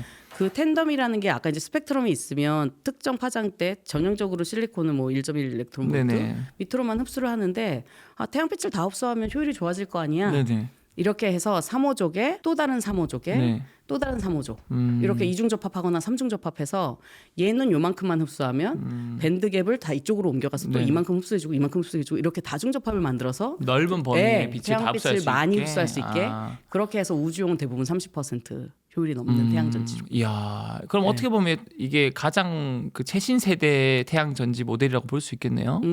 그렇다고 볼 수 있죠. 근데 그렇게 나온 지 그래도 오래됐어요? 오래됐어요. 왜냐면 우주에서 실리콘을 쓰다가 3호족이라는 게 개발되고 나서는 거의 다 3호족으로 바꾼 거고. 근데 이제 그렇게 왜냐면 효율이 좋아야 되니까. 그리고 네. 반면 우주는 모든 게 비싸잖아요. 네네 맞아요. 모든 게 비싸서 사실은 우리 지상에서 쓰는 태양전지 한 장 웨이퍼 한 장이 16.6 x 16.6cm짜리부터 뭐 20 몇 cm짜리까지 네네. 다양하지만 갈륨 알세나이드 태양전지도 그런 어느 정도 크기의 웨이퍼를 반 잘라서 이렇게 연결해서 만들거든요. 직사각형도 아니면서 여기 엣지 조금 이렇게 되고 네네네. 이렇게 돼서 4cm, 8cm 크기로 네. 우주용 태양전지들을 잘라서 만드는데 되게 작게 만들구나. 네. 네. 걔를 여러 개 연결해서 아, 어레이를 연결한. 만들어요. 근데 걔 하나를 제가 사려면 한 장에 거의 100만 원? 얘는 비싼 게 아니야. 한 장에 한 장에 뭐 100만 원이어도 우주가 뭐 수백억 막 이렇게 네네, 들어가니까 맞아요. 네. 지상에 쓰기엔 비싼 비싸지만 거죠. 우주로 갔을 때는 뭐 다른 그래서 거에 비교해서 껌값인 거죠. 껌값이다. 그래서 비싸지만 우주에서는 전력 공급의 방법이 별로 없고 네네. 우리가 우주에서 태양광 에너지를 최대한 쓰려고 네네. 만든 거니까 최대한 효율이 높은 애를 품질을 검증하고 우주 특성을 거쳐서 우주에 계속 쓰고 이왕 보내는 거면 초기 비용이 좀 많이 나오더라도 어차피 우주 보낸 거 자체가 한번 보내면은 되게 비싸니까 최대한 효율을 낼 수 있는 걸 네, 보내자. 그리고 그 아마도 우주로 보낼 때 3호적 태양전지는 초기 비용 안에 들어가지도 않을 거예요. 네, 그러면 이 태양광 발전 효율이 높다면은 이를 동력으로 아주 먼 우주로 탐사선을 보내는 것도 가능한지 좀 궁금한데 태양광을 활용해서 계속 이 에너지를 활용해서 멀리까지 계속 추력 얻을 수 있는 탐사선 이런 걸 만들 수 있을까요? 우주도 아까 말한 것처럼 궤도를 잘 만나갖고 돌고 있느냐. 달만 가도 15일은 햇빛을 보고 15일은 햇빛을 못 본다는데 밤낮이. 네. 그러니까 어떤 환경에서는 우주라고 좋은 게 아니에요가 될 거잖아요. 그러니까 또 심우주로 가면 태양을 못 받는 것도 점점 있고. 멀어지니까. 네. 네. 그래서 태양광 패널로 할 수 없는 우주도 있는 거죠. 그러니까 원자력 전지도 쓰고. 결과적으로는 우리가 심우주를 간다는 건 우리 태양계를 벗어나는 거니까 태양으로부터 멀어지고 결국 이 태양전지 태양광은 좀 보조적인 거고 원자력이라던가 네. 이제 뭐 10년 20대 만약에 성공한다면 핵융합 에너지라던가 다른 에너지를 써서 그렇게 태양빛을 못 받는 부분에서 활용하고자 하는 노력들이 있습니다. 그리고 태양전지도 달에 가서 그렇게 받을 수 없다면 계속 달에 태양빛을 받을 수 있는 위치에다가 태양광 패널 설치해 놓고 네. 무선 전력 전송으로 최근에 뭐 다른 연구원들이 무선 전력 전송을 몇 미터까지 성공했어요 이런 얘기들 많이 하시잖아요. 네. 그거는 쓸만한 얘기다. 뭐 이런 나름 되게 간편하고 직관적인 에너지 방식이니까 뭐 당연히 보조적으로든 쓰일 수 있을 것 같고 근데 이게 메인이 되기에는 환경적으로 어려운 부분이 있을 것 같고요. 그래서 하나 네. 더 붙이고 싶은 거. 네, 엑소님이 누리호 얘기하셨는데 네. 그래서 누리호에 쓰인 거는 어디서나 지금 잘 알려진 파는 3호족 태양전지지만 저희 연구원에서 최근에 방막으로 네. 그냥 가벼워야 우주를 보내잖아요. 그쵸. 근데 금방 말한 것처럼 심우주도 있고 달도 있고 뭐 앨런 머스크 화성에서 살고 싶은 상태인데 네. ISRU라고 우주 현지 자원 활용이라는 연구가 있어요. 우주 가서 사람이 살 때 네. 뭐 자원을 캐서 네, 자급자족하자. 네, 네. 자급자족하자. 그럼 뭐 그런 연구 할 때 그럼 가서 뭐로 동력을 공급해? 여전히 또 태양광을 써야 되잖아. 네. 그래서 제가 뭐 잘 보이는 것을 보내는 얘기도 했지만 그러면 뭐 텐트나 어디에 붙이거나 네. 순간적인 동력을 하거나 하는 거에 방막은 가벼우니까 보내서 써보자 해서 방막 태양전지를 써야 되는데 트랙 레코드를 많이 쌓은 나라는 이미 이제 솔라세일도 해보자 하고 네. 보내지만 구리, 인듐, 갈륨, 셀레나이드라는 방막 태양전지 연구가 원래도 우주에서 쓰였었고 네. 우주용으로 연구됐고 소니나 이런 데서도 연구 아주 과거에 했어요. 근데 네. 최근에 저희도 하다가 이것도 다중접합으로 가능하겠는데 싸게 하면서 이걸 방막으로 만들어서 우주로 보내는 건 어때요? 이런 얘기가 나와서 그 누리호가 여러 개의 위성이 올라갔잖아요. 네네. 미니셋이. 네. 그중에 인하로사라고 인하대 위성인데 거기에 동력은 다른 태양전지지만 네. 트랙 레코드를 위한 전지판을 붙여봤어요. 그래서 한쪽에는 CIGS, 한쪽에는 퍼로브스카이트가 붙어 있습니다. 네. 그래서 이제 그거를 이제 처음으로 올려봤는데 네. 그런 것들이 이제 좀 더 많이 쌓여서 열화나 이런 것들이 없고 가능성이 보이기 시작하면 걔를 어떤 전원으로서 어떤 역할을 하기 위해 우주에 환경에 보낸다는 따라 컨셉도 나올 수 있다. 요즘에는 또 태양전지 막 이렇게 막 돌 말아도 맞아요. 되고 막 그런 접어도 태양전지예요. 되고 그런 그래서, 거예요? 네, 아. 그래서 이나로사도 태양전지 판은 원래 그냥 전형적인 인공위성 판이면 걔가 올라가면 돌돌 말려 있다가 전력을 받으면 걔가 튀어나오게. 펴지구나. 네, 어. 작지만 작은 미니셋인데 단장님께서 아까 말씀해주신 그 화합물에 셀레나이드라는 게 셀레늄 뭐 네, 말하는 셀레늄. 거죠? 그러니까 모모 아이드라고 말하는 애들은 화합물이 될 때. 아이드라고 한다. 네, 우리 왜 카파 옥사이드 하면 구리 네네네. 산화물이잖아요. 그러면은 갈륨 알세나이드는 갈륨 비소 화합물. 제가 알고 있기로 이 셀레늄이란 원소가 평소에는 이제 절연체 그러니까 부도체로 알고 있다가 빛을 받으면은 이제 전자를 뱉어내면서 이제 전도성을 띠는 걸로 알고 있어서 이걸 광전도성이라고 맞아요. 얘기했거든요. 그래서 저 최초의 태양전지 연구는 셀레늄이었어요. 셀레늄. 그러니까 이게 같은 원리인 거죠. 네, 결국 맞아요, 빛을 맞아요. 받으면 네. 전자를 튀어내서 이 그게- 전자가 흐르면서 전기가 그렇죠. 만들어진다. 네, 그게 포토볼테익스죠. 알겠습니다. 네, 네, 같은 것입니다. 네, 자 그러면은 다음 주제 질문 한번 좀 드려보겠습니다. 자, 일론 머스크랑 제프 베이조스가 우주 데이터 센터 구축 경쟁을 벌인다는 뉴스가 나왔어요. 이런 막대한 전력을 뭐 이제 우주로 보내서 열도 효율적으로 관리하고 또 이 전력을 또 태양광으로 또 얻겠다는 계획이기도 한 것 같은데 태양광 전문가로서 이 계획 좀 어떻게 보시나요? 좀 살펴봤어요. 근데 우리가 또 오해를 하고 있더라고요. 일론 머스크가 말하는 인공지능을 활용한 데이터 센터는 네, 우리가 보는 전력을 엄청 먹고 있는 그 중앙의 무거운 데이터 센터를 우주로 보내는 것이 아니라 네, 일론 머스크의 AI 데이터 센터가 멤피스라는 곳에 콜로서스라는 데이터 센터를 만들었대요. 네. 거대한. 근데 이제 거기서 데이터를 얻을 때 AI가 탑재된 컴퓨터를 그 우주로 보내는 인공위성 페이로드에 실어서 우주로 보내서 데이터를 모으는 부분을 우주로 보낸다는 거래요. GPU 뭐 막 열 발생하고 많이 먹고 이런 애들은 멤피스에 있고 있고요. 사실 전력을 많이 먹는 부분 지상에 여전히 네, 있는데 네, 있고요. 위에다 올려서 좋은 점은 AI가 데이터를 모을 때 막 실시간으로 모으고 싶은 시간이 있잖아요. 네네. 근데 모으려고 할 때 전력망에 부하를 주는 시간이거나 아, 그리고 힘든 시간에는 우리 여름에 네. 너무 전력을 네. 다 쓰면은 네. 이게 모자라면서 순간 다 네. 정절이 되는 네, 것처럼 못하니까 그런 것들을 예방 차원에서 또 이렇게 나누는 그리고 것 내가 데이터를 모으고 싶을 때 제가 저기 가서 전력에 구애받지 않고 나한테 데이터를 보냈을 수 있으면 그거는 저해받지 않는 부분이 있고 결과적으로 네. 계란을 한 바구니에 담는 게 아니라 아닌 거죠. 나눠 담는 거라고 예, 볼 수 예. 있겠네요. 그렇지만 에너지 관점은 재생에너지를 쓰고 분산 전원을 쓰고 국가의 기본 중앙 집중의 전력망에 의존받지 않고 내 데이터 센터의 전력까지 내 마음대로 하겠다. 하긴 또 거기에 또 예. 태양 전지판 달아 놓으면은 그렇죠. 그래서 사실 독립적으로 쓸수 있어요. 멤피스에 있는 콜로서스는 태양광 패널을 엄청 주변에 깔아서 ESS 쓰면서 그러니까 지금 재생에너지 발전이 어떤 방향으로 가야 되나라는 컨셉을 최대한 수용하면서 그러면서도 내가 갖고 있는 우주의 기술과 인프라를 잘 최대한 활용하네요. 활용해서 그러니까 말하자면 내가 AI 하려는데 에너지 때문에 구애받지는 않을 거야. 그거를 지상의 어떤 기술과 우주의 기술을 모두 활용해서 이 메인은 열 관리라기보다는 좀 분산하고 선제적 맞아요. 대원이고 다양한 그런 네. 이유를 복합적으로 한 거다라고 정리할 맞아요. 수 있겠네요. 그래서 사실 에너지 문제도 그렇고 우리가 자꾸 에너지 얘기하면은 그 에너지로 다 돼, 저 에너지로 다 돼 그러는데 다 되는 거 없기 때문에 그렇죠. 네. 그런데 나름 좋은 기술 다 갖고 있으니 그 기술들을 어떻게 조합하면 결국 결과물은 하나하나 있을 때보다 훨씬 좋은 결과물이 될 수 있지만 그걸 융합하지 않는 부분을 일론 머스크는 하는 거죠.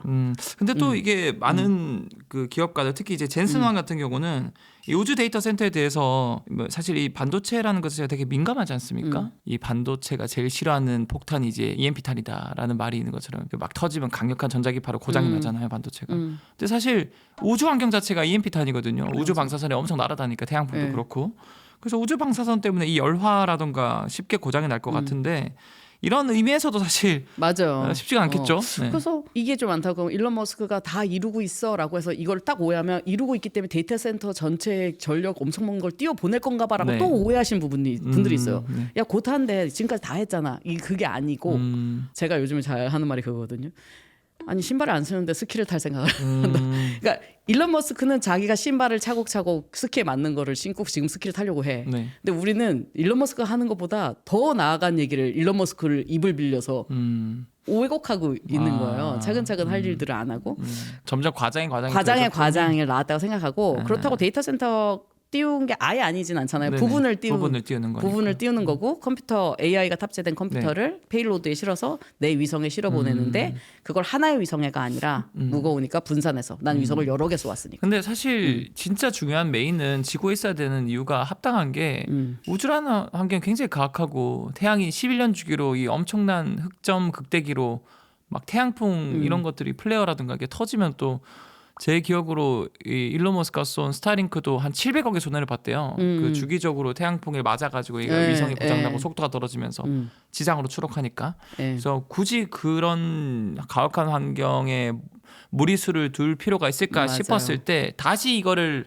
본론으로 돌아가 보면은 살과 살이 붙어가지고 많이 맞아요. 가정된 부분이 없지 않아 있다. 그리고 그런 차원에서 나는 인공위성을 수천 수만 개를 띄우고 그 각각 하나하나가 내 AI 탑재된 작은 컴퓨터들을 페이로드 삼아서 다 올라가면 네. 나는 우주에 내 AI 데이터에 신경망을 갖는 거죠. 그쵸. 그러니까 데이터 센터 안 올라갔다고는 할 수 없어요. 그리고 데이터 뿐만 센터 아니라 부분이 올라가는 거예요. 일론 머스크가 네. 결국에는 그게 첫 시작점이니까 아예 인프라를 자기의 표준으로 깔아버릴 수도 있다라고 그렇죠. 볼 수 있겠네요. 그러니까 사실 장점은 어떤 정보의 선점과 AI 기술 선점인 거죠. 제가 사실 10년 전부터 일론 머스크를 다뤘거든요. 뭐 네. 이제 매부쇼라든가 이런 데서 그때 제 이야기를 듣고 주식 산 분들이 감사하다고 연락이 많이 와요. 근데 본인 안 샀어. 저는 안 샀고 이미 최고점이 돼버리고. 그것도 하는 사람이 하는 네. 거예요. 저도 맨날 지금 사 그러는데 그 맞는 것 같아. 마음이 본인은 아픕니다. 이 얘기 하느라 바빠갖고 주식사로 들어갈 시간이 없어요. 맞습니다. 네. 그럼 다음 주제로 한번 네. 질문 드려볼게요. 네.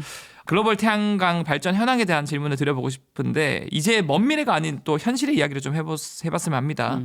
전 세계적으로 이 태양광 발전 비중이 어느 정도일까 주력으로 칠 수 있을까 궁금하네요. 전 세계적으로 에너지를 얘기할 때 전기 네. 부분이 있고 네. 그다음에 전기가 아닌 부분이 있잖아요. 네, 네, 맞아요. 근데 우리가 다 전기로 쓰는 것 같지만 사실 전기로 쓰는 부분이 한 20에서 25%밖에 안 되거든요. 네. 근데 우리가 태양광, 풍력, 원자력 얘기할 때 다 그냥 전기 얘기하고 있는 거예요. 근데 그 중에 무탄소 전원이 전 세계적으로 이제 40%가 네. 됐어요. 네. 근데 사실 우리나라도 40%거든요. 무탄소 전원이. 근데 우리나라는 원자력이 30%고 원자력. 재생이 한 10%. 10%. 근데 세계 평균은 원자력이 10%고 재생이 30%. 아 반대네요. 네. 근데 이제 재생 중에는 우리나라 조금 어려운 점은 수력이 좀 없다는 건데 삼면이 바닥인데도요. 그렇죠. 수력은 아무래도 이 위치 에너지로 운동 에너지를 바꾸는. 하는 거니까. 그래서 자꾸 풍력을 해상으로 얘기하기도 하는데 그것도 또 네. 바람이랑 연동되니까 또 어려움이 있고 그래도 또 해양 에너지를 많이 얘기하는 네, 거예요. 네. 이것저것 한번 바다 에너지 써보자 이런 관점은 있는데 그 세계 30% 재생 중에 뭐 수력이 어느 정도를 차지하더라도 가장 급속도로 성장하고 있는 태양광이랑 풍력이에요. 그래서 태양광 풍력 태양광 풍력을 합쳐서 한 15% 15%. 정도 2024년 초에 네. 네, 갔다고 합니다. 그래서 걔가 2050년 탄소 중립으로 가는 데 있어서 차지해야 되는 비중이 재생에너지가 70 이상이 돼야 된다고. 야 그냥 전력뿐만 아니라 전체 에너지에서. 이게 불가능하지 않나요, 솔직히? 그런데 잘 보세요. 우리가 사실 일론 머스크 먼 미래 얘기하는데 우리가 잘 들여다보면 뭐 미래 얘기 아니고 내년에 이렇게 할 거야를 현실적인 것들을 갖고 있어서 하는 얘기거든요. 네. 근데 국제 에너지 기구는 에너지를 전망하는 기구 중에 가장 보수적인 곳이에요. 국제 재생에너지 기구 같은 애들이 좀 더 진보적이겠죠. 네. 그래서 그래프를 살펴보면 국제 에너지 기구는 뭐 몇십 년 전부터 내년에는 이만큼 될 거야라고 태양광을 전망해요. 그러면은 늘 다음에 간 게 이만큼이야. 그래서 그 해에도 또 이렇게 전망해. 또 이렇게 올라가. 오. 그래서 지금 이렇게 쭉쭉쭉쭉 올라가가지고 테라와트. 예상치를 상회하는 결과가 네. 계속 나오고 있다라는 거예요. 그렇죠. 그래서 국제 에너지 기구가 계속 보수적으로 하려고 해도 늘 상회를 하고 그러한 국제 에너지 기구가 전망한 것이 2050년에 70%를 야, 가능하겠네요. 말하는 거죠. 어쩌면 그래야만 한다라는 점도 있고 또 그렇게 가능하게 할 만한 분석들도 있는 거죠. 아니야 불가능한데 떠드는 거야는 아닌 게 사실 태양광이 수십 년간 한 게 1테라와트 네, 용량이었다면 탄소중 선언 후에 3년 안에 1테라와트 또 한 거예요. 그래서 2테라와트 전력이 보급이 됐는데 요즘에 이제 그 2030년까지 매년 테라와트를 해야 된다고 말하거든요. 분석가들은. 매년? 네. 그렇기 때문에 태양광 풍력이 가장 공격적으로 발전 비중이 나오는 거고 지금은 아직은 주력이라고는 못하겠죠. 네. 근데 왜냐하면 태양광 풍력 합쳐서 15%니까 한 7, 8%쯤 됐다고 치면 7, 8%가 주력은 아니니까. 그렇죠. 그런데 이제 2030년 이후에 35년 이쯤 되면 주력이 돼야 된다라고 말하고 있는 거고 잘 보면 태양광, 풍력, 원자력이 전기를 주로 주잖아요. 네. 그런데 다른 에너지를 자꾸 쓰면 전기로 사용하는 데에서 효율적이지가 않잖아요. 네네. 전력망을 따라오면서 손실도 있고 중앙 공급이 돼야 되고 네. 중앙 집중이 되고 이런 부분이 있으니까 전기 사용을 늘려야 태양광, 풍력, 원자력처럼 이산탄소가 안 나오는 에너지를 쓸 수 있다. 그래서 전 세계 탄소 중립의 방향은 무탄소 전원을 쓰고 전기화를 하는 거예요. 왜냐하면 아까 제가 한 20에서 25%만 전기를 쓰고 있다고 그랬잖아요. 네. 그래서 적어도 50% 이상을 전기로 써야 된다고 말해요. 나머지 50은 딴 거로 하더라고. 네. 또 그렇게만 따졌을 때 그 50% 되는 에너지 사용의 전기의 메인은 1번이 태양광, 2번이 풍력, 3번은 원자력이다라고 말하고 있고 네. 전체 에너지 관점에서는 1번이 태양광, 2번이 풍력, 3번이 바이오다라고 말하고 있어요. 근데 사실은 이게 실제로 이 과학 기술이라는 게 계속 올라가고 있는라기보다는 어느 순간 뭔가 새로운 그렇죠. 소재를 점프를 하는 발견하거나 거죠. 새로운 설계를 방식을 했더니 같은 재료를 가지고도 이렇게 점프되니까 그렇죠. 특히 최근에는 노벨상 전부 다 인공지능 썼더니 이게 비약적으로 효율이 증가되는 그런 분야가 노벨상을 많이 받더라고요. 그런 의미에서도 충분히 가능할 것 같고 최근 들어서는 특히 우리나라에서 이 노벨상 유력 후보 분야 중 하나가 소재라든가 설계를 잘해가지고 이 페로브스카이트 광사태라고 저는 기억을 하는데 뭐 이런 거나 또 텐덤 태양전지 이런 것도 들어봤어요. 이런 것들이 이제 차세대 태양전지라고 볼 수 있나요? 맞습니다, 뭐 맞습니다. 장점이 뭔가요? 그 장점이 아까 우주 얘기가 아주 자연스럽게 이거랑 연결되는 얘기인 것 네. 같아요. 사람들이 텐덤 태양전지 말하면 이게 되게 새로운 기술이냐 하는데 텐덤은 그냥 두 개가 접합된 아까 왜 네네. 태양광 스펙트럼을 잘 쓰려면 하나의 반도체 접합으로는 안 되고 충분한 빛을 흡수할 수 없는데 네. 더 쓰고 싶다 해서 우주도 다중접합 쓴다고 말씀드렸잖아요. 예를 들어서 네. 나는 빨간 색깔 쪽을 흡수할게. 나는 태양전지, 나는 초록 색깔 계열을 흡수할게. 가시광선 전 영역대를 다 흡수할 수 있게 네, 여러 개 그리고 뭐 접합한다. 적외선, 뭐 자외선도 네. 최대한 다 흡수하려고 하는 건데 이미 우주에선 텐덤을 쓰잖아요. 아까 갈륨 알사나이드 태양전지 네네. 그 3호족 종류의 다른 반도체 물질로 어느 영역을 흡수할까를 다른 재료 조합으로 흡수를 해서 효율을 30% 넘게 만든단 말이에요. 네. 우주용이 그 컨셉이 지상으로 내려온 게 요즘 말하는 텐덤 태양전지예요. 근데 왜 그럼 그걸 안 써? 아까 제가 요망 4바이 8이 100만 원이라고 했잖아요. 네. 그것도 그냥 많이 만들어내면 물론 싸질 거예요. 왜냐면 네. 태양전지는 2배 깔릴 때마다 20%씩 싸지는 학습 곡선을 갖고 있어요. 태양광 모듈은. 그래서 얘는 무조건 싸질 수밖에 없어요. 많이 보급될수록. 그러다 보니까 사람들이 과거에 상상하지 못한 속도로 너무너무 싸졌어요. 지금 와트당 0.101불 막 이런 식이거든요. 네네네. 근데 이제 그렇게 했을 때 아니 저거 4cm, 8cm 100만 원인데 그걸 어떻게 지상에서 물론 거기에 몰빵하면은 저는 우주에서 태양광 에너지 만들어서 쏘는 것보다는 네네. 낫다고는 생각하지만 네네. 이미 실리콘이라는 싼 소재가 있는데 실리콘에 다른 물질을 다른 파장 영역을 흡수할 수 있게 붙여서 말씀하신 갈륨 비소 이런 거. 네. 그렇게 붙여서 근데 갈륨 빌소는 아까 비싸다고 했잖아요. 비싸지 않은 무언가를 붙여서 스펙트럼 영역을 더 흡수할 수 있으면 얘가 우주처럼 30% 이상의 효율을 낼 수 있잖아. 한 게 지상에서 말하는 텐덤이고 물론 이중 접합은 다 텐덤이에요. 네. 근데 텐덤의 개념은 거기서 왔고 그러다 보니 페로브스카이트가 단시간에 효율을 높였는데 근데 그냥 단일 접합으로 있는 애들 그냥 붙이면 되는 건 아니에요. 왜냐하면 위에서 페로브스카이트가 빛을 흡수하고도 밑으로 보내주는 게 있어야 네. 스펙트럼을 가장 효율적으로 낼 거 아니에요. 약간 낙수 효과처럼. 예. 근데 위에가 그냥 페로브스카이트 혼자서 최대로 흡수하는 을 갖다가 써버리면 밑으로 보내주는 게 없으니까 텐덤의 효과를 충분히 못 볼 수도 있고 근데 페로브스카이트가 최대 흡수하면 그 흡수하는 게 다 에너지로 되는 거 아니에요? 되지만 걔도 단일은 30 못 넘거든요. 아, 걔가 갈 수 있는 한계도 30 미만이고 근데 제가 궁금한 건 페로브스카이트는 일반 태양 전지랑 차이가 뭐예요? 그냥 재료와 구조의 차이인데, 아. 예, 재료와 구조의 차이인데 페로브스카이트라는 거는 그냥 고체 화합물의 이름인 거예요. 그냥 이름이구나. 예, 바륨이 가운데 있고 타이타늄이랑 옥시전이 주변에 이렇게 어떤 형태로 그걸 페로브스카이트로 예, 그것의 하는군요. 구조의 이름이에요. BATI-O3의 구조의 이름인데 페로브스카이트 구조의 재료를 태양전지를 해보니까 네. 효율이 나오네. 얘도 태양전지 재료구나라고 시작이 됐고 그걸 계속 더 업그레이드하고 아까 말한 각종의 공정으로 효율 높이고 요것도 바꿔보고 저것도 바꿔보고 하다가 했는데 효율이 다른 태양전지 발전 속도보다 엄청 빠르게 올라간 거죠. 그래서 이제 각광을 받게 됐고 그렇지만 아까 말씀드린 것처럼 페로브스카이트가 아무리 잘해도 네. 혼자서 30을 넘을 수는 없다는 그쵸, 거죠. 그쵸. 그래서 어떤 분들은 페로브스카이트의 재료와 구조를 다르게 바꿔서 밑에 이 파장대를 흡수하고 위에 저 파장대를 흡수하는 페로브스카이트와 페로브스카이트를 접합해서 텐덤을 하시는 분들도 있고. 그럼 결국에는 30을 넘을 수 없으니까 굳이 네가 100 다 흡수하지 말고 네. 한 3, 40만 흡수해. 네. 나머지 60 밑으로 네. 내려줘. 네. 그럼 남은 내려온 60을 또 다른 네. 그 소재나 또 다른 네. 페로브스카이트가 다시 네. 흡수하고. 그래서 주의해야 할 거는 페로브스카이트의 단일 접합 하나로 내가 26%를 달성했다고 해서 네네. 그게 그대로 텐덤에 쓰일 수는 없다는 거예요. 그래서 이제 또 이걸 분야를 연구하지 않으면 야 그거 갖다 그거 붙이면 되잖아. 뭐가 그렇게 어려워. 그다음 딴 거 없어. 이렇게 하시는 분들도 있거든요. 아니라는 거죠. 다른 기술이다. 쉽지 텐덤 않구나. 기술은 다른 기술이다. 또 실리콘도 이미 다 상용화돼 있잖아. 그건 안 해도 되고 페로브스카이트만 잘하면 붙이면 되는 거 아니에요. 왜냐하면 실리콘 기술도 혼자서 지금 27%까지 나오거든요. 27.8%가 나와요. 웨이퍼 사이즈에서. 걔도 그렇게 온 데까지 많은 기술 개발을 거쳐서 네. 다른 구조와 다른 이름의 실리콘 이름을 갖고 있어요. 네. 페로브스카이트도 다른 구조와 다른 네네. 이름이 있듯이. 얘도 뭐 벌크 셀, 탑콘 셀, HJT 셀 네네. 다양합니다. 그렇게 해서 나오는 애가 별짓 다 해서 27.8%가 나와요.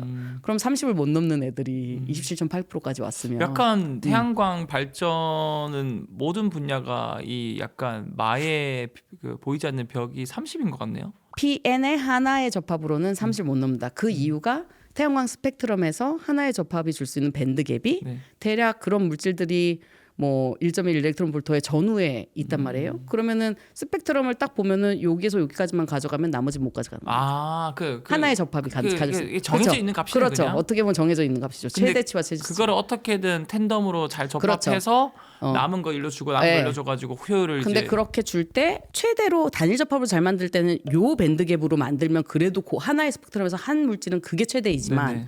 두 개를 접합할 때는 얘가 얼만큼 내려줘야 밑에 게 더 잘할 것인가, 얘가 덜 내려주는 게 좋은가, 더 내려주는 게 좋은가, 이런 조합들을 밴드갭 엔지니어링을 해서 이야. 최대치로 만들어야 되니까 같은 기술이 아닌 게 되는 거예요. 그러면은 이게 이론상 태양 에너지가 100이 왔다면 지금은 30이 맥시멈이라 했을 때 이걸 네. 잘 설계를 하거나 텐덤을 잘하면은 최대 몇 프로까지 빨아먹을 수 있나요? 그래서 이중으로는 네. 텐덤이라는 그 이중 접합으로는 44%가 이야, 이론적이래요. 그래도 많이 뽑아먹네요. 그런데 무한 접합을 하면 60 몇 프로. 60 몇 프로. 예. 이야. 근데 무한은 가성비가 떨어질 거잖아요. 오히려, 네. 그래서 이중 접합. 근데 이제 이중 접합만 해도 만약에 이론이 44라 그러면 우리가 지금 실리콘이나 페로브나 뭐 CIGS 아까 말씀드린 CIGS 구리민중 갈륨 셀레나이드도 있는데 걔도 혼자서는 30을 못 넘어요. 근데 걔도 그래서 텐덤을 고민해요. 힘을 합쳐서 예. 결국 시너지 효과를 내는 네, 거네요. 그렇습니다. 그래서 그런 것들을 이제 접합해서 하려고 할 때 이론이 44라면 국가과학기술 로드맵에는 2030 몇 년에 35%까지 네. 가는 모듈을 만들자 이런 얘기를 하는데요. 네. 우리가 실리콘 상용화됐을 때 뭐 한 20% 왔을 때도 야 30이 뭐 한 개면은 거의 다 왔으니까 다른 거 해야지라고 말씀하시는 분들 많았거든요. 네네. 근데 지금도 27.8이 나왔잖아요. 네. 지금 최고 효율이 실리콘 상용의 기술을 실험실에서 구현한 단일 접합으로요. 네, 단일 접합 27.8이라서 그러면 44가 이론 효율이고 우리가 그러면 30맛은 하겠지라고 잡았지만 실제로 기술 개발이 잘 되면 40도 가능한 거 아니야?라고 말할 수도 있는 거죠. 그러면 사실 우리나라가 나름 뭐 페로브스카이트 기술도 되게 뭐 선도를 하고 있는 걸로 저는 알고 있고 세계 시장으로 갔을 때 특히 이제 중국이 태양광 시장이 많이 떠오르고 있다고 저는 들었어요. 우리나라 어떤가요? 기술 경쟁력이 나름 이게 경쟁력이 있나요? 세계 시장에서? 이게 2010년 전후에 중국이 산업에 뛰어들면서 네네. 중국은 산업을 확장하는 방식이 정부 지원을 엄청 받고 네. 전 세계 모든 내노라는 애들가 죽을 때까지 때려 부은 다음에 네. 짱 먹고 내 맘대로 하는 맞아요. 방식이래요. 네. 근데 그렇게 따지면 예전에 태양광은 중국 배불리잖아. 사람들이 많이 말씀하셨어요. 태양광을 해야 된다는 말을 할 때. 그럼 제가 뭐는 아닌가요? 메이드 인 차이나 아닌 거 골라보세요 했거든요. 그러면 드론 산업에 가면 드론 중국이 잘하더라. 우리 AI만 해도 그렇잖아요. 맞아요. 안드로이드 로봇도 그렇고 네. 휴머노이드 그러니까 아닌 게 없고 그런데 태양광을 그렇게 치부해 버리면 에너지 신산업은 어쨌건 가널성 있는 어려운 기술들 때문에 발전을 하거든요. 그쵸. 차세대 전력망도 그렇고 네. ESS도 그렇고 네. 그러다 보니까 처음에는 태양광이 먼저 그랬지만 지금은 풍력도 중국이, ESS도 중국이. 모든 과학 기술이 지금 중국이 엄청 불기란 말이에요. 네. 그렇다고 우리가 한국 정책이 중국과 같을 수도 없고 네. 한국이라는 작은 나라에서 그나마 우리가 기대할 수 있는 건 인재와 기술이잖아요. 그렇죠. 그럼 그 기술을 어떻게 잘 활용하고 어떤 부분을 잘 키우고 어떻게 연결시켜야 되는가가 문제인데 우리도 우리가 잘하는 걸 파고들어서 정책을 잘 짜야 되는데 네. 그래도 우리가 한화 현대라는 태양광 실리콘 고급셀을 잘 만드는 회사들이 살아 있습니다. 그리고 그런 회사들의 제품을 아무리 중국이 세계 시장의 부품별로는 90%를 석권하고 아니면은 50% 이상 지금 세계 신규 태양광 보급량은 중국 걸로 다 깔렸고라고 한다 한들 한 나라에 의존하는 건 너무 위험하잖아요. 그렇죠. 네. 근데 이런 얘기를 들었거든요. 실리콘 중에는 탑콘셀이라는 게 가장 고급셀인데 사실 더 비싸야 돼요. 근데 중국이 엄청 헐값에 팔아요. 고급인데 저가에 판단 말이에요. 이야. 그럼 쟤는 어떻게 하지 했더니 공단 자료에 중국이 태양광 회사가 너무너무 많은데 그거를 너무 싸게 팔아서 중국 경제에 미치는 영향의 마이너스가 분석돼 있대요. 그래서 지금 중국 정부에서 작년부터 조정을 하고 있대요. 너무 많이 만들지 말고 기술 개발에 더 집중해라. 그래서 제가 아까 학습 곡선 얘기했는데 전 세계적으로 2배씩 가면 20%씩 떨어지면 리니어 해야 될 거 아니에요. 23년과 24년에 뚝뚝 떨어진 게 있어요. 저는 이게 중국이 고급세를 헐값으로 판 효과라고 보는데 기술 개발에 집중하면서 네, 좀 이제 그런데 막 고급화되고. 고급화는 하고 있지만 제값을 안 받고 팔아버리는 거예요. 그래서 남아 있는 게 한화, 현대와 중국밖에 없습니다. 하나 같은 곳은 미국의 전 밸류체인을 만들 고민도 네, 하고 네. 전 밸류체인을 하는 게 다 가지는 거니까 네. 기술을. 그리고 현대 같은 곳은 더 셀을 잘 만들어서 우리나라 시장에 잘 팔 생각을 하고 네. 모듈도 잘 만들고 그런 탄탄한 기업들이 있을 때 그런 기업들을 잘 살려서 공급망을 살리고 어느 정도의 내수가 우리 기술로 검증이 잘 되고 할 수 있을 정도의 규모로 재생에너지를 잘 해야 해외 수출도 팔로가 더 잘 열리고 되고. 전 이런 얘기 들었거든요. 옛날에 막 기업이 허덕이고 있는데 나 중국셀 말고 한화셀 써보고 싶은데 못 구하냐. 근데 한화가 원래 큐셀이라는 독일 회사를 중국이 샀다가 한화가 산 회사예요. 네. 그래서 내가 독일 너네 큐셀 있잖아 그랬더니 우리는 못 구하는데 왜 못 구하냐면 한화나 현대도 우리 산업이 잘 살기 위해서 무조건 많이 만들어내면 손해를 보잖아요. 중국이 저렇게 치킨 게임 하는데 네. 그래서 자기네 모듈만 만들 만큼 이상을 안 만들어요. 음, 근데 다른 모듈만 만드는 회사에 줄 게 없어. 그래서 그런 것들을 잘 정말 어려운 일이지만 네. 살아나게 하는 방법이 있을 거고 그래도 다른 나라는 야 너네 나라는 그래도 태양광 현대 하나 있잖아라고 부러워하고 있거든요. 더 이미 접거나 저가 공세에 밀려서 정책적 대응을 못한 나라들은 그래서 그런 것들을 잘 고민해서 어떻게 늦었다고 보면 이 생각할 때는 글로벌리 빠르죠. 우리나라는 아직 그래도 큰 대기업 두 곳이 연구하고 있고 살아남아 있기 때문에 국민분들이 이런 사실을 좀 알고 네, 지금 맞아요. 중국이 막 이렇게 물량으로 공세를 하는데 그런 거에 우리가 넘어지지 않도록 응원과 맞습니다. 관심을 가져줘야 그런 게 네. 또 펀딩이 되고 투자가 네. 되고 그렇게 되는 것 같습니다. 네, 오늘 우리 각지의 단장님과 이런저런 이야기를 많이 나눠봤습니다. 태양광의 발전이나 기술이나 앞으로의 뭐 안보적인 측면까지도요. 단장님 오늘 출연 소감 한번 말씀해 주시죠. 제가 마지막으로 하고 싶은 말은 사람들이 금방 우리가 뭐 일론 머스크 우주 뭐 얘기하고 어떤 사람은 허황되다 생각하고 어떤 사람도 너무 빨리 될이라고 생각하고 그러는데 그런 거 진짜 현실적으로 하시는 분들은 네. 안을 잘 들여다보면 네. 차근차근 쌓아가면서 하고 있거든요. 그리고 그럼 왜 해? 하지만 왜 하는 이유가 다 있고 네. 근데 사실 우주라는 거에서 재생에너지와 태양광 얘기를 봤지만 일론 머스크의 그것도 결국 지금 재생에너지 시장이 어떻게 중앙 집중이 아니고 분산전을 강조하고 네네. 어떻게 리스크를 분산시켜가면서 AI와 에너지를 잘 활용하고 네. 그런 당연한 흐름 안에서 진행이 되거든요. 그렇죠. 꼭 해야 하는 일들을 먼저 잘 탄탄하게 하면서 미래 기술도 고민을 해야 될 것 같다. 네. 그리고 태양광이나 풍력은 미래 기술이 아니다. 아니다. 예. 사실 이 과장창에서 저번에 이런 재생에너지 편에서 원자력과 풍력을 한번 다룬 적이 있거든요. 네네. 근데 이제 뭐 이제 3대장 하면 또 태양광을 빠질 수 없으니까 이렇게 곽지혜 단장님 모시고 태양광 이야기까지 한번 나눠봤는데 확실히 태양광 자체가 친환경적이고 그리고 발전이 많이 되고 있고 그 중심에는 우리나라와 중국이 지금 경쟁을 하고 있다. 그래서 많은 시청자분들, 국민분들이 응원을 해주셨으면 하는 바람입니다. 오늘 이 태양광 편은 여기서 마무리하고 다음에 더 유익하고 재밌는 주제로 준비를 해오겠습니다. 오늘 출연해주신 각지혜 단장님 감사합니다. 네, 감사합니다. There's still some fundamental currencies, if you will, that are physics-based. So energy is the true currency. Probably we won't have money, and probably we'll just have energy, power generation as the de facto currency.